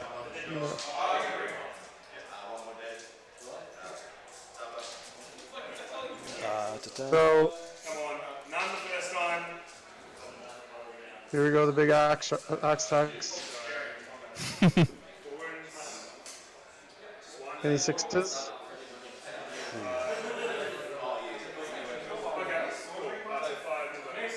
1-6, looks like. Looks like there's a 6 in there. At least one. And he's got 5 wounds and I believe some mortals. Oh wow. He just rolled 4 6s on 5 saves. My god. What did he roll? He rolled 4. He had 5 saves to make from the Corn Prince. He rolled 4 6s. Corn Prince can't roll any 6s for mortals, but he can roll 4 6s for saves on 5 dice. It just happens. I mean, he's stealing them all, clearly. He And is. then he He's took one mortal on the just Predator. sucking them up from him with his Death Watch powers. Yeah. Drinking his milkshake. His milkshake. So he did not kill that Corn Prince attacking twice. Did not kill a model. That's Somehow I feel like that's not statistical. Slightly. yeah. Probably should have done a little bit better than He that. should have half killed it, even through the 3+ invulns. He's still got like 6 attacks, hitting on 2s, re-rolling, wounding on 2s, re-rolling. Should be 12. Should be literally 11 to 12 wounds that go through on a 3+ save. He kills 4 guys. Take 2 more. 2 of those should be mortals. He kills 6 dudes. Like, or 6 wounds go through. He kills a Terminator here or there, bike here or there. But yeah, he should half kill. He should half kill that squad. Yeah, that's through the 3+. Naturally, if he was just did the right thing and learned how to roll dice properly, he would have got Death Hex off, and there would have been a non-event. But yeah, That could be the game right there, like that fail. Yeah. Because that's a lot of Death Watch guys to leave alive. so look, he looks like he's killed. Looks like he's killed three models from this top unit. He's killed bugger all from this one. Looks like he's just gotten one mortal wound to a Terminator. So he's not. Yeah. He could survive all these vulture shots. Sorry? He could survive all these vulture shots. He's not infantry. Theoretically, you could, but only having a 5+ Maybe. invuln. Yeah, but would you take the Kraken, the -1 rounds at this short range? Wait, he's got a 3+ armor, or has he got? Yeah, 3+ armor. Okay, yeah, you would want to take the Kraken rounds, wouldn't you? Why wouldn't he use Hellfire? It's because the 3+ armor is more wonky. Is Hellfire wound on a 2+? Not against.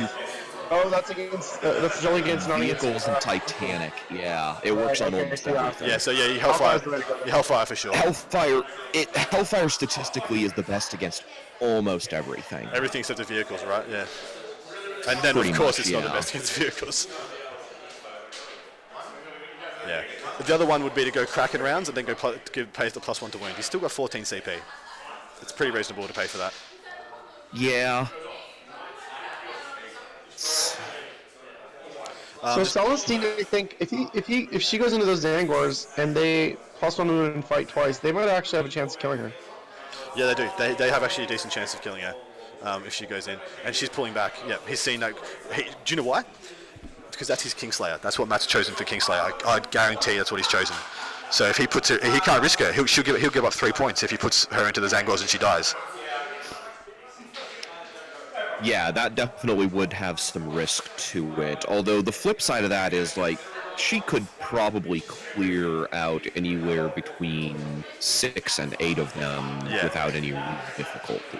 But look, he's got. What did Josh take on his Kingslayer? I actually don't know. Because he's only getting. He has a lot of choices. I would have to assume Ahriman. Arenmon? Yeah, have to assume Ahriman. Yeah. You're only gonna get 3 from Armin, and that's because he's not the Warlord. Oh, isn't he? Oh, yeah, he wouldn't be, of course, no. So the defense of Z would grant the full 4, but that's the only thing. No, he wouldn't. Let's just see whose Warlord is. I'm pretty sure you guys are right there. Monsters, it's only 1 point per 4 wounds. Yeah, so he's got a Demon Prince as his Warlord. Just one of the Demon Princes. I don't think any of his units are worth more than 3, are they? Yeah. So maybe he's just been like, yeah, I'll just take the 3.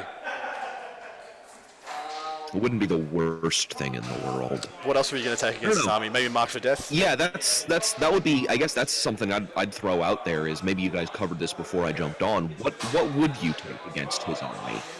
So against Matt's army, when I'm playing, yeah, I mean, obviously Reaper is a no-brainer, but you can't stack Reaper and Mark for Death anymore, can you? So, No, they specifically do not. So then you just take Reaper because that's the one you don't need to wipe out entire. But I units don't to think get. at this rate Josh is gonna get any of his secondaries. Yeah. He might get a Reaper. if he kills his Zangors. Yeah, exactly right. And this is the bottom of turn 4, by the way.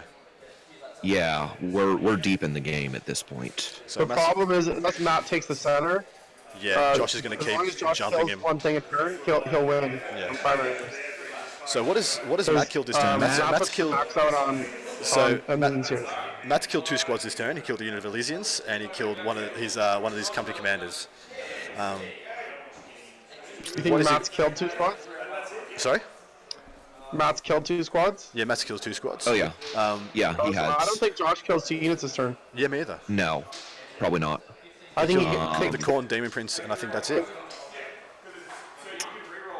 He could pull another kill off, but it's not super likely. Well, I think even if he does, those Zangors will take out that cannon nest. Exactly right. Exactly. Oh, He's, yeah, he's going to for get 3. That's what I'm meaning. So he needs to get 4. He's not going. There's no fucking way he's getting 4. So I'm thinking. Yeah, I'm thinking Matt gets killed. Gets comfortably gets killed more. I think Josh gets a kill and hold more. So I think Matt's going to end this turn still up by 1 point. Sounds right. He The comes- fact that Josh is getting no secondaries is really breaking his So back. yeah. So he's just shooting the Vindicare at the sorcerer. It hits. Oh, is that the Vindicare? Wins on. Yeah, it's a Vindicare. -3. He's got his invulnerable save. I can shoot both, eh? I can take out 2 -3 characters, damage. He's just took 3 wounds. He's got 1 wound left. He's going to CP that to get the last mortal off that sorcerer. No, he's got 1 wound left on that sorcerer. And that's statistically what happens a lot of the time because it's a sub 50% Yeah. chance of killing that 5 wound model. And now I can shoot another one, right? With That's why he takes him on Yeah. a disc, guys. That's literally why he took him on a disc. We've been talking about it. And the difference between taking a sorcerer on foot and on a disc is literally a 70% chance to die to a Vindicare to a 46% chance to die to a Vindicare. Yeah, it's actually a pretty big shift. It's such a huge difference. Well, and there's also, like, people just think the Vindicare just, like, destroys everything, but it really doesn't. Like, it barely kills 4 wound characters. Jago Frez, he was taking his 6-up armor save because the Vindicare shot is -3. Yeah, but the problem is, Sean, this is 1 turn of shooting. Over the course of the game, that Vindicare picks sure. up 3 characters. Oh, yeah, absolutely. Like, I'm not saying he's not He's untouchable with good. its rifle, you know, but way back there. Yeah, See now what has that Vindicare accomplished? All he does is he just moves that sorcerer back behind his line of sight blocking terrain and never moves it out again. And I'm sure he has a heal spell there. Yeah, somewhere he in the 100% he has the heal spell as well. He'll just jump him back down here, see how much he heals on him, and then when he's back up to full, he jumps him back out again. yep. George, I would disagree. I think there's plenty of time. 2 turns is a lot. So he has not lost any smites yet, guys. He hasn't lost any of them. He's still got, I think he's still got 5 smites left. If those Zangors clear the character, they're going to come in and hit both those Deathwatch squads, But yeah, and it could be bad. yeah. He's got 5 smiters, I believe. Yeah. I'll just do a quick count. Ironman, DP, Exalted Sork, and a Sork. So he's got 5 smites. Yeah. I'm really That's a lot. He's got a proc. So he's got a Basically, proc the trigger as other well. He's got 6 smites. so Matt's basically playing this game down 300 points because the Zangor and the Blood Letter unit are not going to be in the game for us. No, for they're not us going to be in the game. They're not even going to make any influence. So Josh is just realizing that he has to shoot the play cog or nothing at all. Oh, there goes And the Khorne DP's been picked up. So No one saw that coming. no one saw that coming. And the play cog's -1 to hit. I think Matt just said. Miasma? Is that innate? Yeah, you must, or you miasmed it. Oh, did you do a miasma? Interesting. Yeah. It's not innate. for sure. Yeah.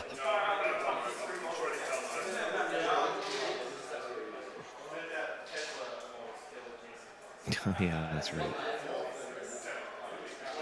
Like, who has a play call to begin with? That's the real question. I mean, apparently this guy. Well, it's the summon one. Yeah. So they're having a discussion. It's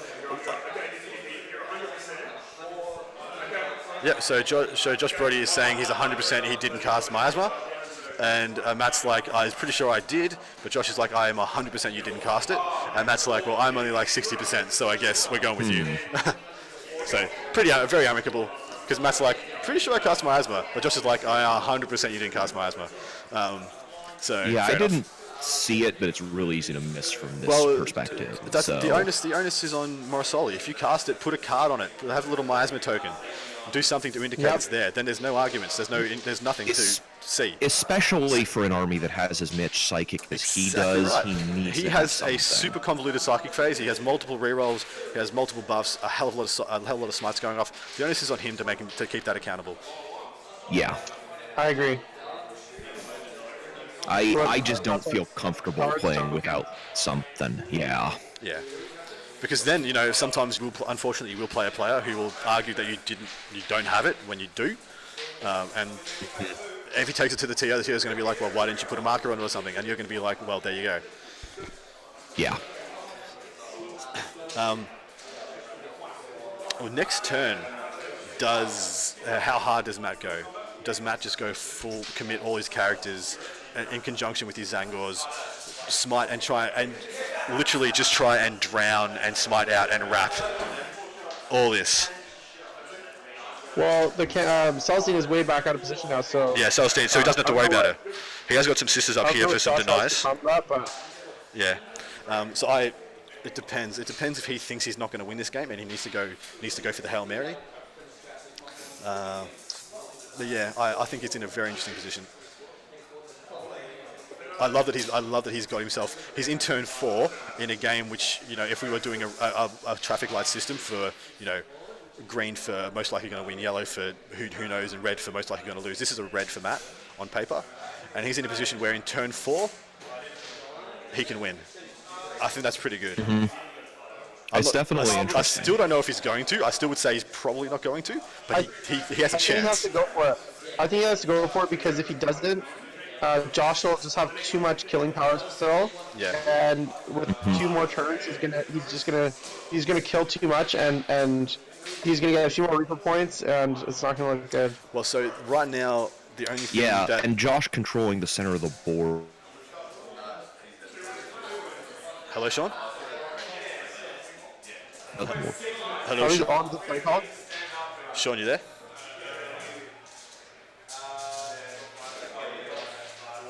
Jim, are you there? Yeah, I can hear you. Can you hear Sean? I can't hear Sean anymore. No, I can't. He's lost his robustness, guys. His robustness indicator has dropped. Am I not coming through? Yeah, you're coming through now, Sean. I gotcha. You're back. Okay, my connection is a little spotty here. I don't know what it is tonight, but it's always a bit tricksy connecting to this. 3. Looks like he's done 3 wounds through the armor save, and looks like he has taken 2 more wounds on that Plague Hulk. So here's the thing, yeah. Matt has 1 turn now to significantly change the state of this game, as long as he supports those Zangors. Because naturally the Zangors they kill that character, then they have 1 turn to have influence the game before they get picked up. So he needs to go all in this next turn, or he runs away. Just runs the shit away. But if he runs away, he's conceding he's going to lose by about 3 points. Well, I mean, yeah. I think Matt has to go for the jugular here. I think he has to go. I think he has to pull the trigger. I think Ironman, all the sorcerers, the other DPs, they all just fly over. They even put the plague bearers in, get everything there. Has he done much damage to that plague dog? He's only got 1 dice on it, so I'd assume just a million bolter shots. Yeah, he's just bolter shots. Yeah. I see a damage die next to it, but there's no way I can read it at this distance. I'm guessing that is like a 2 or a 3. Like, if it's a single damage die, it's less than halfway dead, and that's not going to do anything.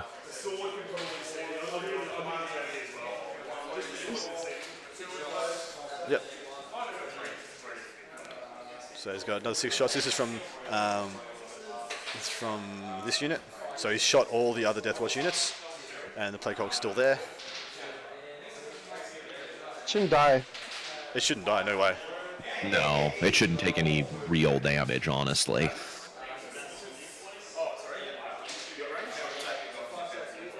No, he's done nothing with that squad. He's just got some las guns going in now, just because. I'm not sure if I would bother with the las guns. I think it's just time. You're not going to get back later. Oh, he's doing sisters. He's doing bolter shots. But still, why would you stuff the bolters? 3 shots, 2 hits, no wounds. So do you think if you're Matt here, you send those Zangors low, closer to the center to try to take that center objective, or do you try to come in from the top and clear both of those units? Because I think you could take out the guardsman and the Death Watch up to give you 2 kills. Well, so you're looking at these 2 here. Jim, so you're I looking feel like I feel like he goes for these 2. And then he ends behind this line of sight blocking terrain. So he charges down into them and gets up into there, and then he's on the other side of the line of sight blocking terrain, guys, and he's safe in the middle. No matter what happens in the middle of the board, there's going to be some Zangors left. that's plausible. But then he's walking right into Celestine. Is the problem? Yeah, that's what I would be worried about. I feel like going for the center objective might be a better plan. If he can get those Zangors on there, that's really big. Well, I think the Plague Bearers have the better chance of getting on there. So the Plague Bearers, there's Plague Bearer here, moves out his 5 inches, charges these guardsmen, and just piles around. I think if Matt gets, honestly, I think if Matt gets one turn of hold more, I think he might win this. So look, if maybe. So Josh, with his 1 Reaper point, he'll have 7 points, and if he gets a kill every turn and a hold more every turn, he'll have like 5 more points. So I think Matt needs 13, 14 points to win this game. Yeah, I think he needs to get 6 more points. Yeah. And Okay. that means He has to get a kill. If he He has to get a kill more or a hold more for the next 2 turns. I think so. Matt needs to kill more this turn for sure, and then at least not get killed more on next turn. And I think he's got this. He's just lost 3 guys to the Canoness. It looks like he's charged the guardsmen into the Zangors. That's actually a good call because that'll pin the Zangors for a turn. Yeah. I think the Zangors are really just looking to stay alive. Yeah, I'd be the same. Look how he's piling. He's piling around that cover. So I think that's giving an indication of what he wants to do. Yeah. He should pick him up. He should pick up everything. He's got enough CP that he can attack twice with the Zangors as well. Because Zangor he attack should be able twice. to fight twice and kill them all. Zangor fight twice is 2 CP, or not 3, and he's certainly got enough left. So he totally does that if he needs to. That guarantees him a kill more. Already we know that he has kill more this turn, because Josh only picked up the Chaos Demon Prince. So he's already got kill more. It's just whether he wants to. Well, really, he doesn't. He should have gotten his 4th engineer. Oh no, that'll be turn 5. Yeah, he will get it. Yeah, he'll get his last engineer this turn. But this is Speaking of secondaries, should Josh have gotten recon this turn? No, he hasn't got anything in the bottom right, the top left corner. Yeah, I'd say it's the top left that's letting him down. If I just draw a rough square, that's a very rough square. It's very rough. It looks to me like those Death Watch are in top left. Yeah, so this objective should be right in the middle of the board. So I would say yes. I'd say yes, he is. I'd say yes, he should get it. He should get a recon this turn. It's a little crooked. Yeah, it is a little bit tough to tell, but it looks to me like it actually was he was in for it. But he should be getting his second. It should be getting his first or his second recon point. Should be getting his second recon point this turn. Okay, Yes. Canada's back. Yeah, That's Canada's. Those are the guardsmen. yeah, Ooh, looks like a few survived. yeah. Maybe he did that by Well, they can design. fight twice. Maybe he did that by design, guys, because that's keeping two kills there for him next turn. In the next Yeah, next that's actually round. a really smart move. Yeah, hugely smart Really move. smart move. He's already getting kill more this turn, no matter what he does. So that's keeping him. It's literally giving himself kill more next turn, I think. That's actually something Unless that a lot he- of players. It's a very high level move to do that. But yeah, that'd be an extremely high level move, and that would To keep things alive so that you can cash it on them next turn. yeah. So you can farm them later. Yeah. It's a very ITC only tactic. Yes. So as a search, I'm looking over my shoulder at the scores. So it's right now it's 9-9. Yep, he is getting some. But that's hard to say. So there is a headhunter point there for Josh, and he's putting in a recon point for him as well. So it's a 9-11. Sorry, no, he killed the DP. killed the Corn Demon Prince. Yeah, but he didn't take Headhunter. Yes, he did. He's got Kingslayer, Reaper, Headhunter. Oh, it's a Reaper on the digital score. Oh, sorry, mate. Can you not see it at the bottom of the scorecard? Oh, it just changed. Ah, cool. What was it before? It was Recon. It was Kingslayer, Reaper, and Recon. You're absolutely right. It was. That's really interesting. Josh, did you put your secondaries in wrong? Brodie. Never mind. I'll try not to interrupt him. Yeah, I thought he had. He did. Till a minute ago, he had Recon, which would make sense. That I didn't actually have Recon, and that's why he wasn't accruing points. So yeah, turns out he had Headhunter all along. Oh, so that's okay. So that was confusing. Yeah, that's So very confusing. He's had one Reaper and one Headhunter. Yeah. Okay, so Josh is in a little bit worse shape than or Matt's in a little bit worse. Well, now that we know that, he's all in with all his characters. Doesn't look like a good option. Yeah. Valerie, this is the dulcet tones of Sean Morgan joining you for your Sunday afternoon or evening.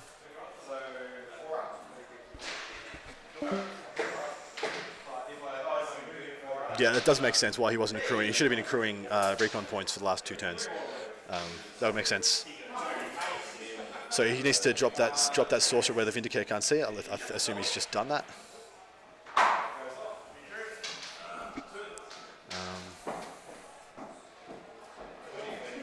And he's just looking. It looks like he's going to target his smite. Try and target a smite out of this unit.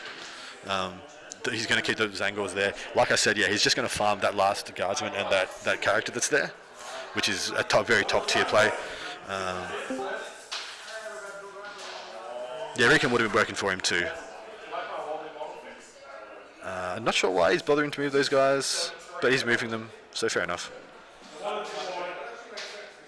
It is pretty funny that Matt has actually literally been playing this game at about 400 points down. He hasn't used one of his Zangor bombs and his Bloodletter bomb. Can you hear me still, Jim? Yep. Beautiful. Have we lost Sean? Is Sean back? Well, I think he's kind of back and forth. That's fair enough. So Mick's just saying perhaps his Vindicator could have been deployed more aggressively. The only place I would have considered putting it, apart from where it is, so his Vindicator's here, just sitting on this objective, and that's what he wanted to do. He wants it to be on this objective somehow, so he doesn't have to leave anything at home. Could he have put it on the front here? Yes, he could have, but then he could have been risking some targeted smites if he was too close, or I don't know, it might have just been wonky line of sight. Because keep in mind, he's got line of sight blocking here, he's got line of sight blocking here, he's got line of sight blocking here, and he's got line of sight blocking there.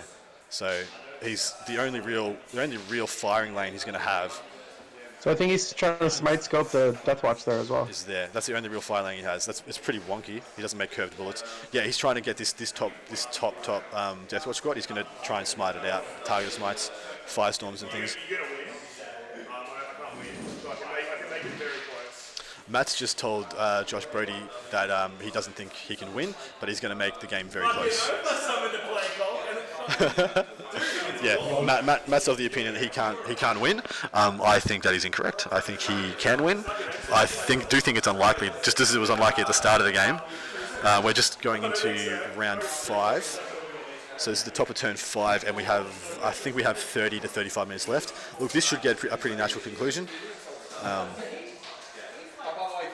But yeah, a pretty unambiguous ending.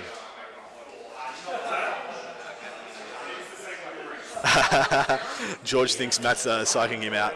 He's got a big clutch play. He's just waiting to pull the trigger.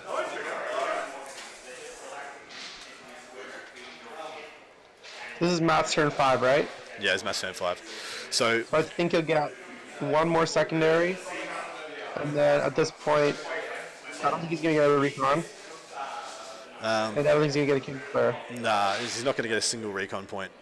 And I think he can get kill one, kill more. So I can get 3 from primary. Yeah. So it's 4 to 13. And then I think he can get 3 more in his final turn. So I think he get 16. So I think Josh needs 6 points to win this game. Yeah, I think so. I think 16 is the most Matt can get at this rate. And the thing is, all he needs to do is just sit on. He just needs to get 1 kill a turn and sit on his hold more, and he'll outscore Matt by about 2 points. Yeah. So one kill a turn. As long as Josh can kill one thing a turn, he'll win. Yeah, exactly right. I was thinking the same thing. Even if Matt gets So full points. yeah. So, but to me, that's already the Plague Hulk this turn, and probably the Zangor's next turn. So, oh, looks like he's moving a sorcerer out.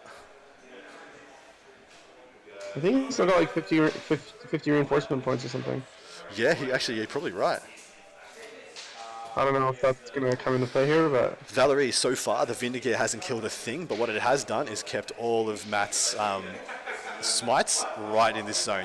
They were deployed there, and they have not moved very far from that position for the entire game, and that's just the influence of this 185-point model.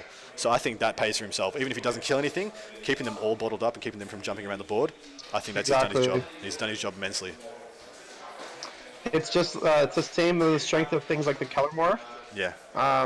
It totally changes how you have to move your army. So here's one thing. Here's legitimately one thing I think Matt should do, and he has a play to contest that middle objective if he wants to. If he thinks he's already going to lose this game, there is no reason for him not to go for that with those Plague Bearers. So he puts Miasma on them. They're still over 20 models. They'll be -2 to hit, and then he goes and he moves and he charges and he tries and wraps that Elysian unit right next to that objective. In the middle? Yeah, right in the middle. Yeah, I think if he's super creative, he could actually even put them away to block the Death Watch from even getting... Yeah, exactly right. And that'd be putting another very hard to kill unit between him and his smites. So I think he should make a play for that. If he thinks he's lost already, there's no reason not to do it, unless he's going to do that turn 6. But then what he's running the risk of there is that he just moves these guardsmen up and puts them there, and then it's game over. There's no way you can test that objective. Yeah, George, the Kellermorph, the strength of that Kellermorph for 60 points is it changes how you play your game. And same with the Vindicare. Yeah.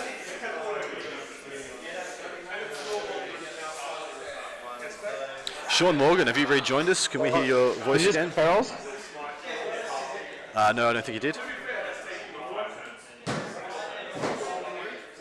He just done 1 wound. Arman's going to smite. Yep.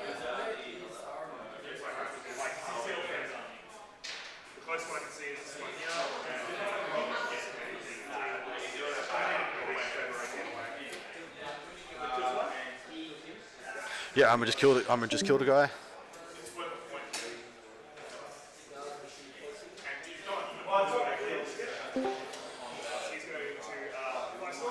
Yep, Zinch's Firestorm's about to go off. He failed it looks like. Arman's going to Death Hex that unit. He's just used some CP to give himself +2 to cast. He's got it off. Turn too late though. Devastating. If that Corn Prince had it done. If that Corn Prince had done his damn job. He's got another smite. He got a D6 smite off. He's only got 2 with the D6 smite. Lame. And we should have 1 or 2 smites left, I think. Smiting into the guardsman for 3 down. Yeah, that Corn Prince not getting Death Hex, I think that was the game right there. Yeah, it was very rough. He essentially just gave him up for nothing. Because he picks up that unit and then possibly doesn't die next turn. Yeah, I think like 8 times out of 10, without even attacking twice, he kills most of them very easily. And killing twice, he just wipes it without even looking twice. He just wipes that unit.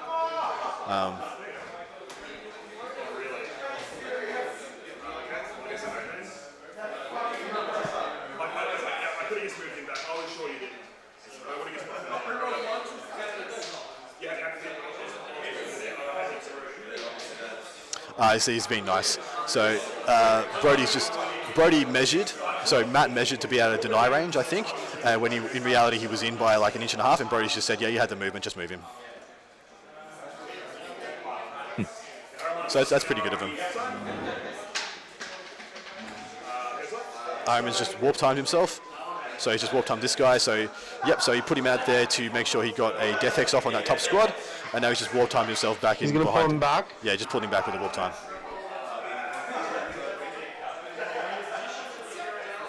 Good play. But now he's got a warp time off in that. Oh, he's got Death Hex on that unit. What does that mean? What's he shooting with that's going to kill him? Because he's not getting in combat with him. So why Death Hex him? I'm curious. The play call? Oh no. Plague Hulk! Do it. Make yourself a legend. What are we gonna? We gotta give this, like, is this gonna be called PB Gate? So PH Gate? So Plague Hulk Gate? If he goes in and he just mulligans the shit out of this unit?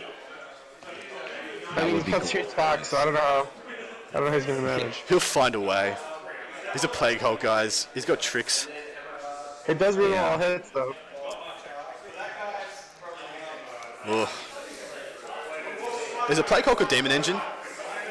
It is. It is one of a small handful of Forged World So can you play Demon Forged on it? And reels to hit, reels to wound? Yes. Because if you can, for sure you do that. Oh, maybe not. Yeah, I didn't honestly think you could. Because I know So here's the thing, it doesn't have a Legion keyword. Ah, okay. Yeah.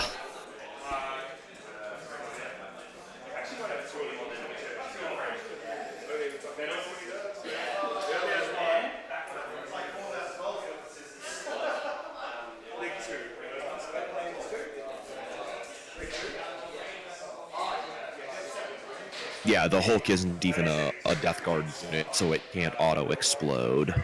And I don't think it qualifies for most of the other stratagems and whatnot as well. The only way Josh or Matt wins this game is at this point is if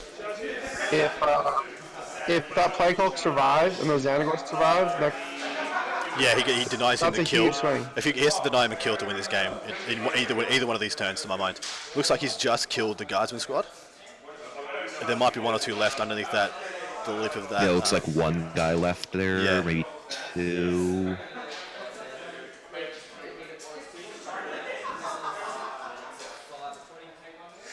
So it looks like he's just thrown a crack grenade in Overwatch, and now he's going to do the rest. So here's the thing, yeah, I think Matt's almost already guaranteed kill more this turn because he's going to pick up that cannon. He's going to pick up that last Guardsman, and he's going to pick up. He's got one more. Sorry. Is that the guard squad dead? Pardon? The guard squad, are they all dead? There's one. There might be one left, and I assume it's either he's lost about 7 or 8 of them this turn. So it's either going to pop or he's going to kill it with a Plague Hulk. I'd assume. What just killed those guardsmen? I think it was Infernal. I think it was Infernal Bolters and shit. Yeah, I was thinking it was Inferno Bolters or Pistols. It's we've got 40 minutes left in this round, by the way. So this is definitely going to get a natural conclusion. Plague Hulk has just charged. Yeah, looks like he's very easily going to finish this. looks like he's not gone into that unit of Guardsmen. He's looking up the stats for it. Yeah, I don't know what the stats are for the Plague Hulk. I don't know whether it's degraded yet or whether it's on a couple of wins left. 3 strength, 8 attacks. Yeah, and they can reroll failed wounds. Yeah, the neg 3 damage, and he's Death Hexed. So he's going to have 6 ups. So we got 1 dead, 2 dead. He made a 6, damn it.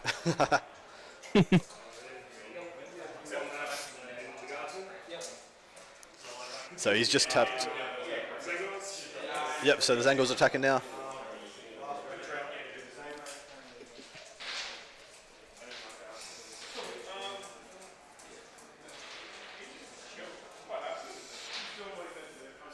So he should be picking up this Canoness, he should be picking up this unit of Guardsmen. Yeah, and Jagofez, he did summon it, of course, because he doesn't have a no-good attachment, I don't believe. This will be the Zangors gone going in the one with the plague here, because it is just the Daemon. But yeah. Who's got the guardsmen still alive? Is that correct? Surely not. So is Surely everything not. dead with this Nagor's free at this point? There's the Canoness being picked up, and there's so that's the Guardsman being picked up. Yeah, no, the Canoness is still alive. He did not attack the Canoness. He did not attack the Canoness again. She got her 5 attacks, 2 hits, 1 wound, kills a guy. Wow. Okay, so he's decided not to. So he's gotten his 1 kill off those guardsmen, and now he's attacking against the Plague Hulk. He's got 1 wound on the Plague Hulk. He saved it. How many wounds does it have left? Do we know? I'll have a yell at him and have an ask after this. If that thing's got more than 10 wounds left, I think it could live against all that shooting. Very true. If he still has about half his wounds left, wound on 6s, yeah, he can still get through.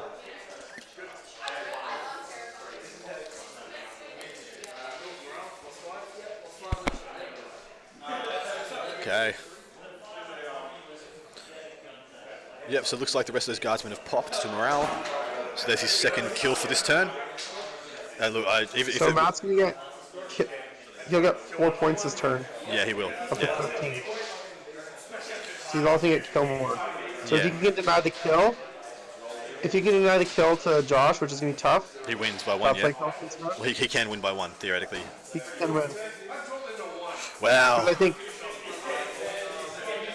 Who would have thought we get a top table game with a Plague Hulk in it that's going to come down to the last turn? Where's Peter the Falcon? We need stats on this baby. When's the last time we saw a Plague Hulk on a table, let alone a top table? So is it T-Whip, Sean? Is it the T-Whip stat for tournament winning position? Is this the first time a Plague Hulk has been seen in an army that's in a winning position? Please tell me so. I believe it is. We are making history. this is history.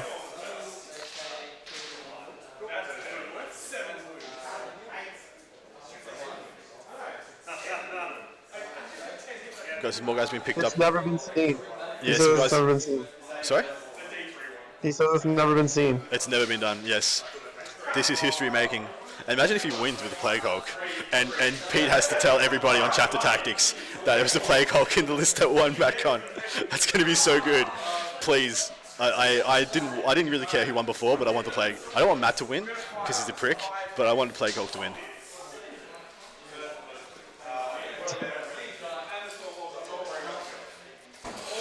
We actually have a couple of things to give away here, guys. Do we have any Iron Hands players in the chat? Do we have anybody who's interested in Iron Hands things? Because I have a set of pretty sweet legit Forge World Iron Hands chess pieces to give away. If anybody plays Iron Hands and you're a good bloke, all yours. Pay postage, I'll send them to you. I think I don't think Josh sends in the Celestine, because if he does, that could be 4 points you could give up. So what's this? If Josh sends in Celestine, I think Matt tries to put everything into her and kill her. Yep. To get 4 points. All the targeted smites, everything goes into her. Because I don't think this game Matt could pull this out still. If he can survive without losing anything this turn, which is a very real possibility given what's on the table and what's locked in combat. Yeah. So apparently this is the first time appearance of a Coven's unit that wasn't Prophets of Flesh. Are there actually other Coven choices? I literally thought there was just that unit entry, like they had two lines that said omitted, and said Covens of Flesh. Prophets of Flesh, sorry. But the other two don't even exist in my mind. I don't even know what they do.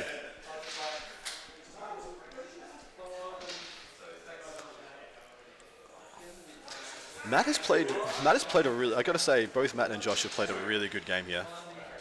If Matt wins this game, it'll be just due to like superior, like playing just like the exact game he needed to play in order to win. Yeah, exactly right. No matter how wonky or how stupid it looks, no matter how off choice and how crazy, he's just doing what he has to do. So Josh is gonna get a minimum of 2 points this turn. Yep. And so they could be tied if he doesn't kill anything. They're tied going into round. What's the other point? 6. What's the other point he's going to get? So he's going to get hold. He's going to hold more. Hold more. Yeah, hold more. Yeah, absolutely right. And Matt's going to get hold and hold more. Matt's likely to get 3 points. And so Matt's on 12 right now. So at the end of this turn, Josh was probably going to be on. If it goes wrong for Josh, he'll be on 13.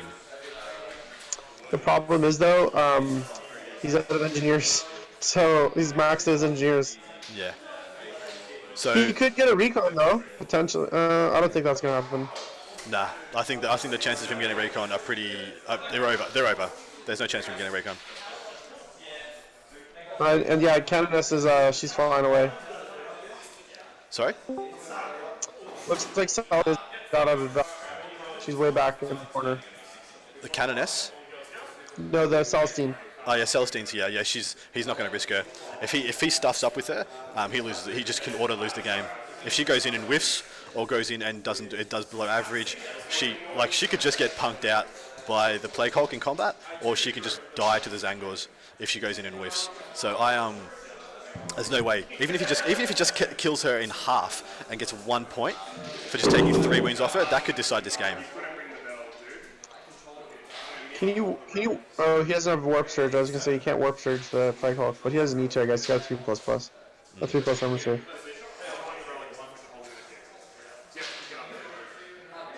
Yeah, Matt can score. You can get a hold and a kill more. Yeah. So Matt is at maximum of 3 points next turn. So yeah, but Matt's going to get one more turn. One more. Matt's Matt probably will going to max out at 16. Yeah, Matt's probably going to get And, one more point this turn for getting kill more that they haven't attributed to yet. So he's technically on 13 points. Because we think it's pretty certain that Josh doesn't get 2 kills. Yeah. It's pretty unlikely Josh gets two kills. Yeah. There's no way. Yeah. So if Matt can max out at 16, and Josh, I think Matt will get a 16. Yep. So Josh needs to get 6 points to win this game. I actually have no idea what they're doing right now.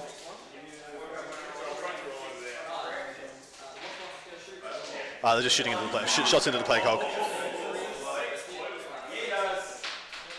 Yeah, so he needs 6 points. He's already got 4 of wow. those between. He's made it. He just needs to kill one thing per turn and he'll win. Yep. Well, that's easier said than done. So literally, this is all riding on the Plague Hulk surviving this turn. The Plague Hulk makes it through this turn. There's a good chances Matt wins by 1 point. Yeah. Yeah. Yeah, I think so too. So, because then Matt's gonna pick up that Canoness he's been milking for like 3 turns, and then he's also got this unit of. He can easily smite out that unit of infantry. So those are his 2 kills, most likely. The problem is, those Zangors are going to die turn 6. These ones. That's why he needs to pull them behind this line of sight cover. He needs to kill them. He needs to kill this. So yeah, actually, you're right. He pulls it behind this cover, and then he only has to cop this unit of Deathwatch, and then he might live. But then he might commit Celestine at that point. Once he knows he's got the Deathwatch shooting, he could probably put Celestine in there and probably clean up the last 4 or 5. So yeah, actually. Yeah, but if I'm Josh, I charge those Deathwatch into those. Sorry, I missed that. He charges Deathwatch into the Zangors after you shoot him. Yep. Yeah, you're probably You right. have to get a kill this turn.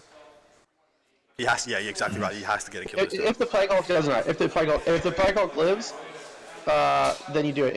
If he dies, then you don't. Yeah, it's very true. And then you save the Zangors for turn 6 to kill. You move everything into that corner, and then you get ready to kill in turn 6, and then you win the game. This Plague Hulk is going to be the MVP here. Oh, here he comes. Here comes the 36 shots.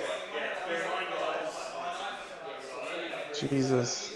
Oh, man. He's starting cracking. I am already applauding both these players. This has been such a good game to watch. It's a lot of bolters. That's a hell of a lot of bolters. That's probably like 80 bolter shots. Yeah. Just going to ask how many wins on the Plague Hulk left. Morosoli, how many wins on the Plague Hulk? How many wins left on the Plague Hulk? The Plague Hulk is half dead. He's got 7 wins left. That's still pretty good. They're still better than I thought. Yeah, that's a lot to chew through. Yeah, it is. It's tough to say. I mean, he's probably using the. Is there an ammo that gives him better to wound at this point? He's got 7 wounds through his first. I don't think any of them get up to strength 5, so none of that's going to help. All he can do is just put like AP 1 on it. He just failed 5 3-ups. He made 3 more. Okay, so he just took 2 wins there. Yeah, that's the thing. He's still got that 5-up. Yeah, which just saved his bacon. So... He could have had a 2 wound left. Yep. right there. So Yeah. he's got 5 wounds left. Wow, that was such a swingy set of rolls. But I mean, you charge everything in there at this point. I think. Yeah. You can't live. The Death Watch player could spend CP to stop his tactics and get reroll 1s to wound.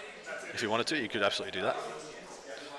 He's not going to be shooting that many troops anymore, and if the troops he can shoot at probably next turn is Zangors, he's not going to need reroll 1s to wound to clear them if they're not tied up. So I would if I was him. Do they have a mortal wound stratagem that they could use? Hellfire- I thought there was like a thing. Hellfire stratagem. They need a heavy bolter though. Yeah, but I thought there was one that like captains could do that did like mortal wounds to vehicles or something. Yeah, Miasma you need a Guardian Spear. Miasma okay.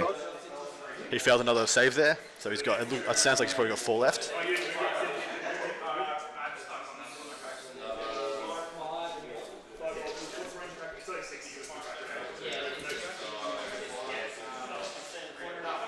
Man, I'm very happy we're getting a last game to this, an epic finale to this event. One more unit, and here we go. Yeah. Yak Hunters just said they also have one just for bolters. So can you confirm that for us, Yak Hunter? So it can just a Storm Bolter just proc D3 mortal wounds?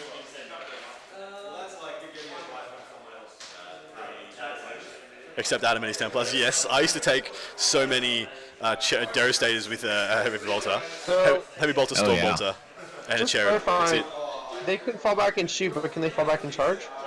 The Vanguard Veteran lets them fall back and charge, or the Black does. One of them lets them fall back and charge, one lets them fall back and shoot. So they can charge, yes. Oh, okay. I thought it was just like fall back like flyers. They don't care. I believe there's one that lets them shoot and one that lets them charge. Yeah, there is. 100% guys. And does he have that tech? Like, can those Yeah, he Death does. Guard go back? Death Watch go back in?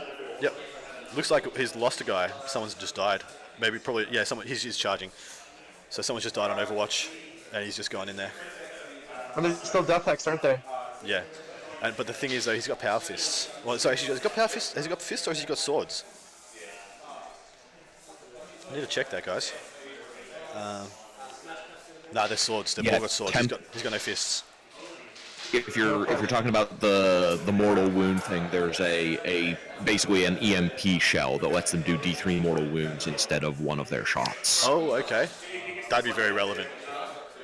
Yeah, I'm a little bit surprised. He might have just forgotten he has it, but He also I would have definitely put that on the Plague Hulk. He also has the Vindicare Turbo stratagem for D3 mortal wounds. Actually, no, it's just a different variant of his shot. Yes, although I suppose he doesn't really have any. Yeah, he doesn't have any good character targets, so he may as well be blasting that Plague Hulk. So he's got And some he certainly charges. has the CP. He's just If you put charged. Tempest Shell and Turbo Penetrator into it, that thing would be down. Yeah, he's just charged a Death Watch into the Zangors. He realised he can't afford to have them slingshotting into his backlines in his turn. Because theoretically, they could kill that Canoness, consolidate 3, move 6, and then have probably a longest charge onto Celestine. But you can't afford to have that happen. If No, Celestine goes and- down, Josh Did you loses. Did I just cut out there? No, you're back. I was gonna say if that Pycalc doesn't die, I think, or it does die, I think Matt's got to YOLO everything with the. Matt's got a what, sorry? Clear it all, take the objective. He's got to just charge everything in that center to try and He take does. it. Yeah, he because- does. Yeah. Yeah. But somehow not lose his characters. Yeah. Yeah, because, well, and the Vindicare and also, like, all the Death Watch and other combat and Celestine and all that, like, there's I still think a lot Celestine's out left of the on game the at this board. point. So right now, from what I can He tell, can move 15 and charge. right now from what I can tell, there's 4 wounds left on that Plague Hulk. He's just paid That's for the survivable. he's just played for the +1 to wound stratagem. Yeah. I think combat. Yeah, I'm assuming it's got to be. Here we go.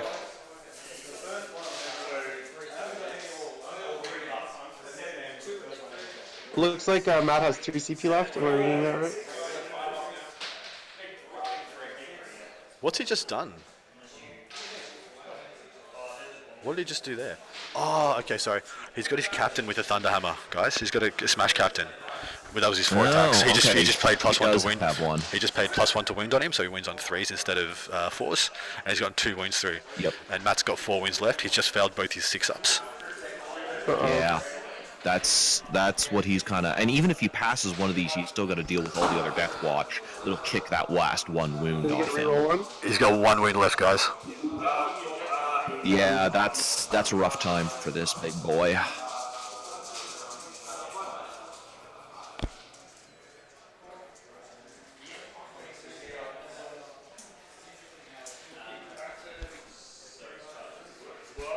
No, he's dead. I was wrong. No, okay. Did he go- Yeah, if there was a Thunderhammer in there, that was a tough try. Yeah. He's going to command point the explosion, I believe. Mm-hmm. He's command pointing the explosion. No, didn't get it. Yeah, it's a long shot. It was, but he would have gotten mortal wounds on 3 Deathwitch squads, 2 Sisters squads, and a couple of characters, which would be That's things right. he Yeah. could smite off next turn to guarantee kill more, etc. I think he's Yep. just interrupted though. I think he's just interrupted with his Zangors, so he can try and cut down this Deathwatch unit before they get to attack, and also kill out this Canoness. Yes, the legend of the Plague Hulk has fallen. We mourn this day for a legend that has passed into myth and into myth. Yeah, into the cannons and annals of our great game 40k. A Plague Hulk on the top table. We may never see its kind again. Yeah. Until Don Houston decides he. Until needs to Don Houston start decides they're good. And then everyone else has to Yes. decide they're good too. then Forge World will sell out of them Just instantaneously. freaking. If Matt Morosoli had a 1 with this thing, you would watch Forge World just being like, oh, thank God. we got a whole freaking warehouse full of these things. Yeah, just unloading them. Some poor Chinese recaster getting orders that no idea what's going on. Yeah. He's just like, what yeah, some recast just gets like an order for 9 Plague Hulks. He's like, what the fuck? I haven't sold one of these things. Yeah, George just says Don runs 3 Hulks and summons 1 more next tournament. I 100% believe it. That man is crazy. He is insane. I really appreciate it. We need people like him in the meta. They keep things so fresh. Looks like the Canoness has just been dropped.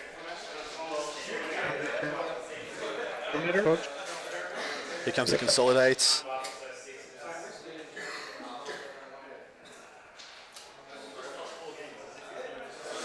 Ugh. We're actually getting close to dice down, to be honest. This turn has been a very long one, despite not being much on the board. Well, they kind of flipped the turn structure so that those first 3 turns Exactly were real right. short. The and- first 3 yeah. turns took 40 minutes. A total of 40 minutes for 3 turns. Yeah. I play against people where deployment takes 40 minutes.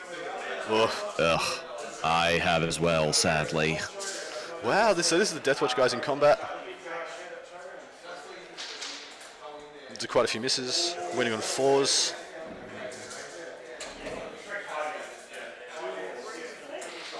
It's 5 wounds. 3 points, and Looks Matt like will get you 1. saved 2, lost 3. Hard to tell though.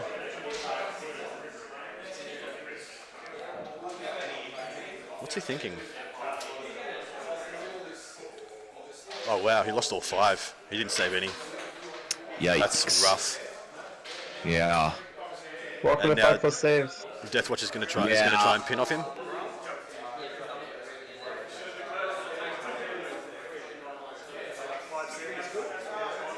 Mind you, that freaking Zangor unit has absolutely done work. They have done incredibly well.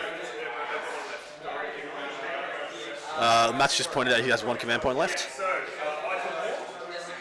Yep, Matt has got kill more this turn. He's got hold more.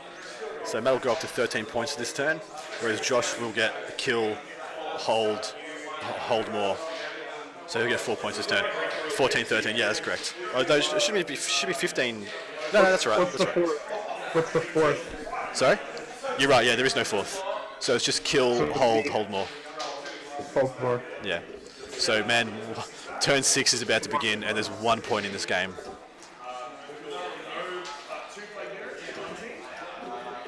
They're just counting up Reaper points now. Yeah, because I'm presuming that Reaper has not been figured in at all. No, hasn't figured it into it Well, yet. no, I think he's got one. He's counted one, but there's always killed 40 models. Yeah, he's figuring out if he's got in the second. He's Yeah. got 10 Brimstones, probably like 15 Zangors. No, he's up to 30. And maybe, yeah, he's up to 33 models killed, and they're just trying to count out anymore. Yeah, 33. Wow. So, just pointing that out, as a 50 Deathwatch veterans in 5 turns have killed 33 models. That is a phenomenal effort on the part of any player. Turn 6 is about to start, man. 1 point. Yeah, it's really close. So the Zangors have fallen back. Yeah, Zangors have fallen back. Really? That is definitely not what I would have done. Me either. He just said recon. He just said he wants to get recon. Is he going to for recon? Yeah. Is he going to try to get recon? But what's he... He doesn't. There's no way he gets recon this turn, is there? Well, he could. He can put Plague Bears in the bottom quadrant, and then Yeah. he can warp past These the two- dragons up to the... And one of... He gets one of these. He gets one of these two. Yes. Well, how does he get the other one? Yeah, because the Zangors can take the other bottom. The problem is that top one, even with warp time, that's a stretch. Yeah, absolutely. So if the Demon Prince can go for it, go 12, with plus a decent advance, go 12 again, can get it. But then he's going to die. Yeah, he dies. Well, he gets and that's, recon and then that's he the dies. problem. He gains a point but loses a point. Yeah, that's so, exactly right. Like that's no real benefit to him. Something. He doesn't have anything in range to summon into there. Yeah. That's true. So Yeah, because you don't So move. So I think they might just be talking this out.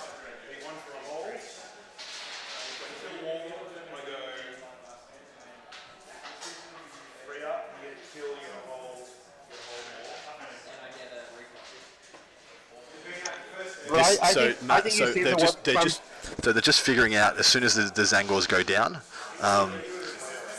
Josh ticks over to his next Reaper point, and no matter what Matt does, he's still going to be one up. That tips him over to being one up no matter what happens. I think that's what Matt's just figured out. I think you leave those Zangors in combat. he needs to leave him in combat. He can't fall back. Yeah. Because if they get shot, they're going to die. 110%. problem is even if they stay in combat, they're probably still gonna die. Yeah, but it's a lot less likely than them just getting shot by multiple Deathwatch squads. They'll definitely die if they get shot and then charge. Yeah, 100,000% they die if they get shot and charged. He needs to stick him in combat. So your Matt's just run it through it in his head. He's like, I'm going to get 3 points this turn. For most likely, he's going to smite out a minimum 2 units of guardsmen, if not a Deathwatch squad and 2 units of guardsmen. But then that puts him up to 16 points. Whereas Josh kills the Zangors. The Zangors are worth a kill. He's already getting it hold and hold mob, also worth a Reaper point. So that would end on 16 to 17. So 16 to 18, sorry. This is what I would do. The Zangors that are near the Demon Prince, I move them up 6, warp power them towards the top guard squad, and then use that charge to boost a bunch of them into the middle to take that middle objective. 100%, dude. Hopefully, So he has a unit of Zangors. you could probably send two. You could probably send 2 models up towards that unit, and then send everything else towards the middle. Mate, he has a unit of Zangors here. He moves them out. He warp times them, and he just takes this middle objective. It's still a play. It's still viable, and he has to go for it because he knows he's behind. So you lock the Zangors with the unit up top, and then daisy chaining them to the unit down below. Yeah, 100%.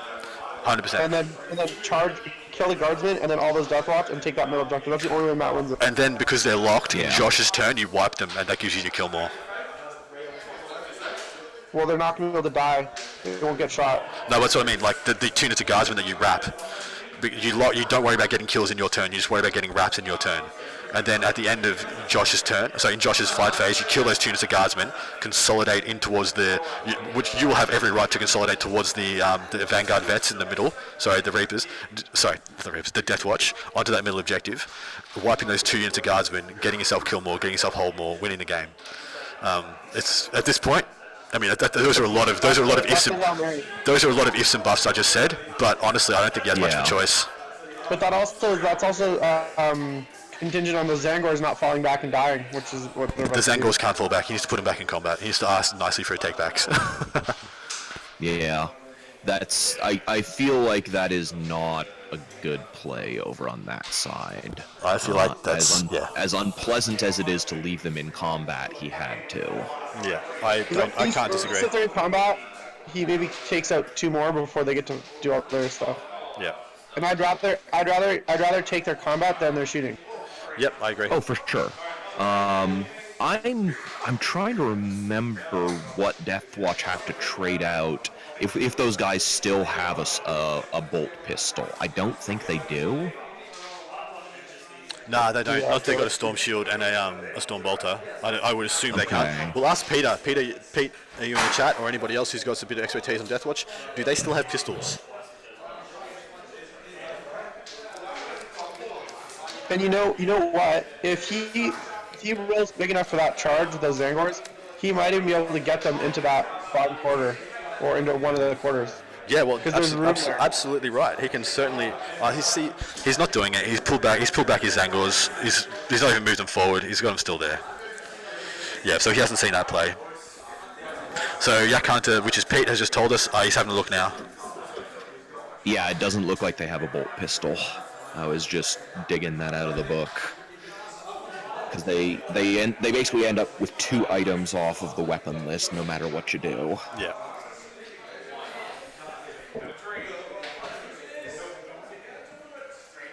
Yeah, I don't think there's, given what's happened, there's any way for Matt to take this.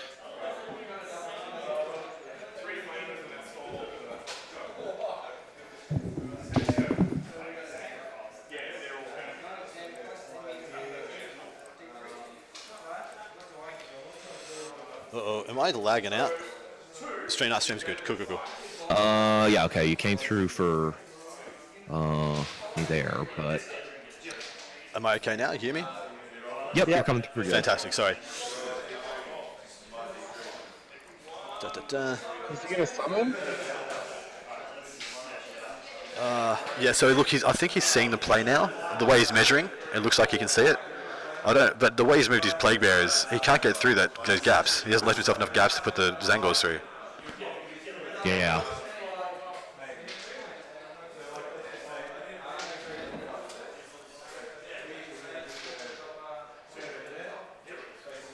Yeah, I can't see what. Maybe he's just given up at this point. Maybe he's just seen the writing on the wall. But honestly, I just saw him scratch his head. sorry. I just saw him scratch his head. I was like, this is my Yeah. Yeah, You know, I it's always don't... interesting because, like, you know, it's easy to sit here and say, well, there's this play and that play, but it's a lot different when you're playing that game.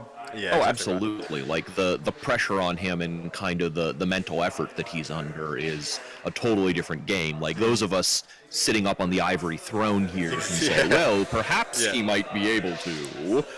But it's very different when you're at the table. I can't believe you didn't see that play. What a novice. Yeah. Right. None of that shit. Yeah, I mean, the fact that both of these guys have gotten to where they are in the tournament is like, they're obviously pretty good. One thing I want to point out to you guys, that at the start of this game, this table was pretty well lined up with the screen. It's not quite so much anymore. It's not quite there anymore. I blame Matt. Because it's his side that's been pushed over. I was just assuming that was because of, like, you guys are in the southern hemisphere, which means it rotates the opposite direction or something. I don't know. I don't really understand science. The tectonic plates of Australia are just like grading, which is just throwing us all out of whack, I'm pretty sure I read about that once. Yeah. So Valerie, it's pretty easy to see plays when you watch a table from the top, drinking coffee without moving models and rolling dice. Amen to that. Too many more shenanigans and backing out plays better than me. Hey. Right.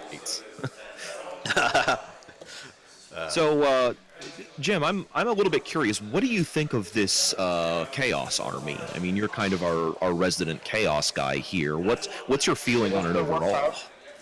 That was the Warp Tribe. I think it's good. I don't like the all the sorcerers. I think I think past 4, you end up with diminishing returns because you put them spells. Sure. Yeah, as you're not getting the spells you really want. Yeah. You're having to double down on something you might not feel like are worth it. And I don't know, I'm still very love-hating against with Zangors. I think fully buffed, they're really scary, but if they're not, then they're just kind of like, they're not a lot better than just like some guardsmen, basically. Yeah, Catachan Guardsman. Didn't charge too many times and then just die instantly. Yeah. Look, I honestly... I am real dicey on that sort of thing. If you have the resources to put into Zangors, they are the best. They're one of the best bomb units in the game. But when you have access to Bloodletters, which are almost as good without any goddamn buffs at all, surely you just go with the Bloodletters. Yeah, so for me, I like a lot of the psychic damage spells. I almost never take the buffs. Yeah, exactly So right. if I like the snipes, I like the smites, I like all that stuff. So it's better for me to not have to cast any spells on them, because then I feel like I'm losing my offensive So power. Matt just said something. Matt just said he just got a bonus point. For what? For what do you get it? Oh, okay. So what happens in this mission? So they got a wonky bonus point in this mission. I'm just going to read it out. This mission works per the ITC mission rules, but one objective must be placed at the direct center of the table. Functions like the relic, as per the relic mission, in that it can be picked up and moved by an infantry model. It counts as normal ITC objective in terms of primary and secondary mission scoring. Usually normal method for having models within 3 of the objective. From the start of the second battle round, at the start of the movement phase, if a unit controls the relic objective, they may ring the bell. Controlling player chooses to roll 1 or 2 3d6 and consult table of blow. So what is that? Why does it get a point? It's not. So it must not be an ITC mission. It's not. No, it's ITC everything. They've removed the ITC bonus point and they've added in something flavorful. So if you ring the bell or force your opponent to drop the relic during your turn, you score a bonus point. So he's just sniped out that Thunderhammer wielding captain. He just sniped him out with targeted spells, which has scored. Matt just scored a bonus point from that. Oh wow! Yeah, That could be huge. that can be massively huge. Yeah, I don't think it's going to be enough. If he doesn't actually get onto that middle objective, then Yeah, here's a charge. Yeah. Yeah, without getting the middle objective, I'm still not sure he wins this game. But that makes the draw a lot more likely. If he hadn't have fallen back with the Zangors. Yeah. I mean, that point brings it closer, but it doesn't actually turn the Well, game. to my mind, instead of Josh winning by 2 points, he wins by 1 point. So, Yeah. So what is Matt's play here? He's gonna try to not kill those guardsmen and just lock them. I guess? But then he's not gonna have a. I guess he's got a kill already. yeah, he's already got a kill. He needs to get killed more. Yeah, he just needs to. kill more. So. Yeah, he needs to kill them. He's going to wrap him and kill him on his turn, and just go for the kill more in Josh's fight phase. Presumably. Oh, because as long as he kills it in Josh's turn, he also got the kill more. Exactly right. Yes. Kill more you don't count till the end of the battle round, so he still has time for that. But see, the thing is, if those Zangors were still in combat, it's theoretically possible that Josh doesn't get a single kill in his turn. I think he picks up those Zangors to the bottom right. It's... Well, yeah, I think that Dawson looks within charging distance, and I think he would risk sending her in against that. 100%. Oh, absolutely. Knowing that the game hinges on it, 100% you do that. Like, with every fibre of your being, you put Celestine in there. Now, to be fair though, if he shoots the Zangors with the Death Watch, he'll pull them off, so Celestine can't make that charge. That's very true as well.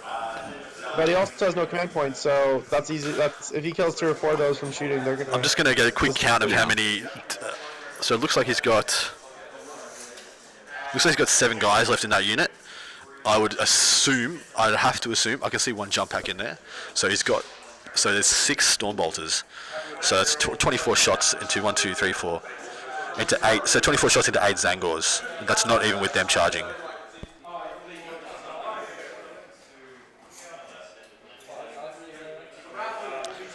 I think the Zangors just die. I don't even think you need Celestine. I think they're just dead.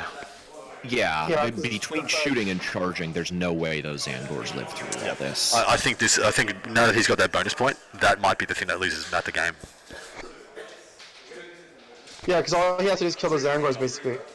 Sorry?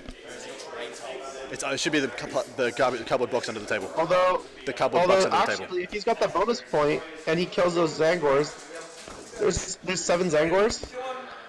Yes, 8 Zangors over outside. But he'll get a second Reaper for that too. That's what I mean. That's the point that's going to put him Yes. over from winning. Instead of winning on 2 points, he's going to win on 1 point. But yeah, it's the Yeah. Reaper point that's going to wreck him. Well, he'd be able to get the Reaper point other places if he had to. He's got a lot of Death Watch. Yeah. Because he's just gonna come through combat, try to kill a few more, and then try to survive. Yeah, I don't think he survives 2 turns of fighting with the Death Watch So, and Celestine. I believe but- they've just talked this out. So Matt's up by 3 points right now, and that's without Killmore. So that's the bonus point. That is a kill and a hold. And what else has he got? What's his 4th point? Reaper. No. What's Matt He got? got a bonus. Matt He got his got a bonus. Yeah, bonus. Matt got the bonus. Yeah, that's right. So there's his 4 points. So Josh needs to kill, hold more, and then his Reaper point And then another bonus. his Reaper point puts him over the top. It'll be 18-17. Yeah. He's already. Yep. So if he kills those Zangors, he wins right now. That's right. No, exactly right. Yeah. If he kills his Angors, the game's over. Yeah. I mean, barring... Oh, sorry. some No. gods like that, It'll be 18-18 because the Zangors are going to kill those guardsmen and get kill more guys. Because he kills, he holds, he kills more, and he holds more? He's not going to get kill more this turn, I don't believe, because those Zangors are going to kill those. The Zangors are going to. How many kills does Josh have? So no, you mean Matt? Or does Matt have? Matt Sorry. got 1 kill in his Well, turn but he's gonna from the kill his captain, guardsmen. and he's going to kill his guardsmen. He's combat with all his whole maxing his Zangors, untouching his Zangors, who can't be shot. So he's going to get kill more. This is going to end up 18-18 is my prediction. The thing is, he doesn't necessarily kill those guardsmen. Look, Josh is bringing in all those death Yeah, watch he's going to charge literally everything in there. and Matt doesn't have the CP to interrupt. Let me does just he? double check. You got any command points? Neither of them have any command points. They're both on 0-0. Yeah, see, that's if those Death Watch just smash on those Zangors, he still gets kill more. Matt's just said, I think I've just lost 1 or 2 points in it. And, man, this has been a... I'm just going to swear, this has been a fucking awesome game. Oh yeah, I mean, they're both really playing here. There are mistakes happening, but mistakes happen in games. Yeah. Legit, it's going to literally come down to Matt's going to be on 18 If he points. doesn't pick up those 7 Zangors, He loses loses. the game. He loses by 1. Yeah. so this roll could be huge. If he kills two of them, He's just killed 2. I don't know what he's killed 2 with. Oh, he has brought Celestine over, by the way. So he's just pulling Celestine out of charge range with those two deaths. Here comes the rest. why did he pull those ones? To He get pulled Celestine those- out. Yeah, he did. He put him back and pulled the other 2. As soon as he saw, another one. Okay. There's a delay here, so I'm like, Yeah, I mean, it's certainly possible the Zangors live through this, but it's pretty unlikely. Here come the shots. Look at how many shots there are. 'Cause, Wow. yeah, like, that was just a flamer off Celestine. Yeah, it was just she just killed 3 guys. oh, that was the flamer. And here's the 2s to Yes. wound. Is that And the- yeah, is that- Cool. Re-rolling. Here's all of them. And he's got 5 wounds there. And they're gone. Yep. Yeah, they're gone. That's the game, guys. It's so unlikely those guys would live through that. That's Matt just lost by a point, I believe. And the sniper's going to try and put down one of these sorcerers just because he can. He can even get a 3rd Reaper here. He kills those Zangors. Yeah, he wipes that top squad. Here's the wound. Gets the wound roll. 6 up armor. He killed him. That was a sorcerer on 1 wound. He got him. That's put him over. So even now, even with him picking up the guardsman, it's still he won't get killed Now more. he's- He's winning by 2 points now. Yep. What a game. What a game, guys. That What was- a game of inches. Absolute fucking inches. Yeah, I think in the end, Matt's conservative play was a bit too conservative. He needed to try a little bit harder with some of those units. He should have gone for that middle objective with his The line of sight. with his plague bearers turn 5 and then his Zangors turn 6. I actually think he should have done like you said early on and dropped behind that building on like turn 2 or 3. That was exactly what I thought he should have done, because then he drops safely. He has 1 turn and maybe the 2 deep striking Death Watch squads get some shots off. Then he goes and kills those, and then he comes forward and he goes for the rest. Yeah. I think that would have been exactly what I would have done. But look, this is us, like you said, on our Ivory Tower. sipping our lattes. Yeah, for Our sure. This latte has been. I rarely ever drink coffee, by the way, guys. And this latte is half full. I got it for breakfast, and I'm just milking this bad boy. Absolutely, because this shit is like crack to me. I have caffeine so infrequently, I'm tripping. Gold. Yeah, look, we can go ifs and buts. We can go ifs and buts about what Matt should have done, shouldn't have done. The fact of the matter is, Distance points now. How does table 2 look? Is there a chance they can leapfrog? Because this is going to be like a 21, like an 11-9 win. Yeah, 11-9 win. It's actually likely that neither of these guys win due to this game being so close, which I think it might be a shame because of how incredible this game has been. It would be a shame if neither of these guys get the first place. Sorry, I wasn't clear. Is Josh 4-0 at this point, or is he 3-0-1? Josh is 4-0. Matt is 3-0-1. But it's And battle there- points. There is. Oh, it's battle points. Okay, I was gonna say, is there another undefeated table? Or So there is Josh McMillan has just got a 19-1 win over Ben Neckarund. So to my mind, I believe he's probably won this. Was he the demon player from last he was round? he was the Orc player. I'm about to go have a look at the Demon player. So this is And the Orc was he- player we haven't even seen. We've got Dean Sinbeck playing versus Johnny the Boy, Be Good Seymour, and they have a 16-4 win to Dean Sinbeck. So I'm just going to look at the leaderboard pretty quick.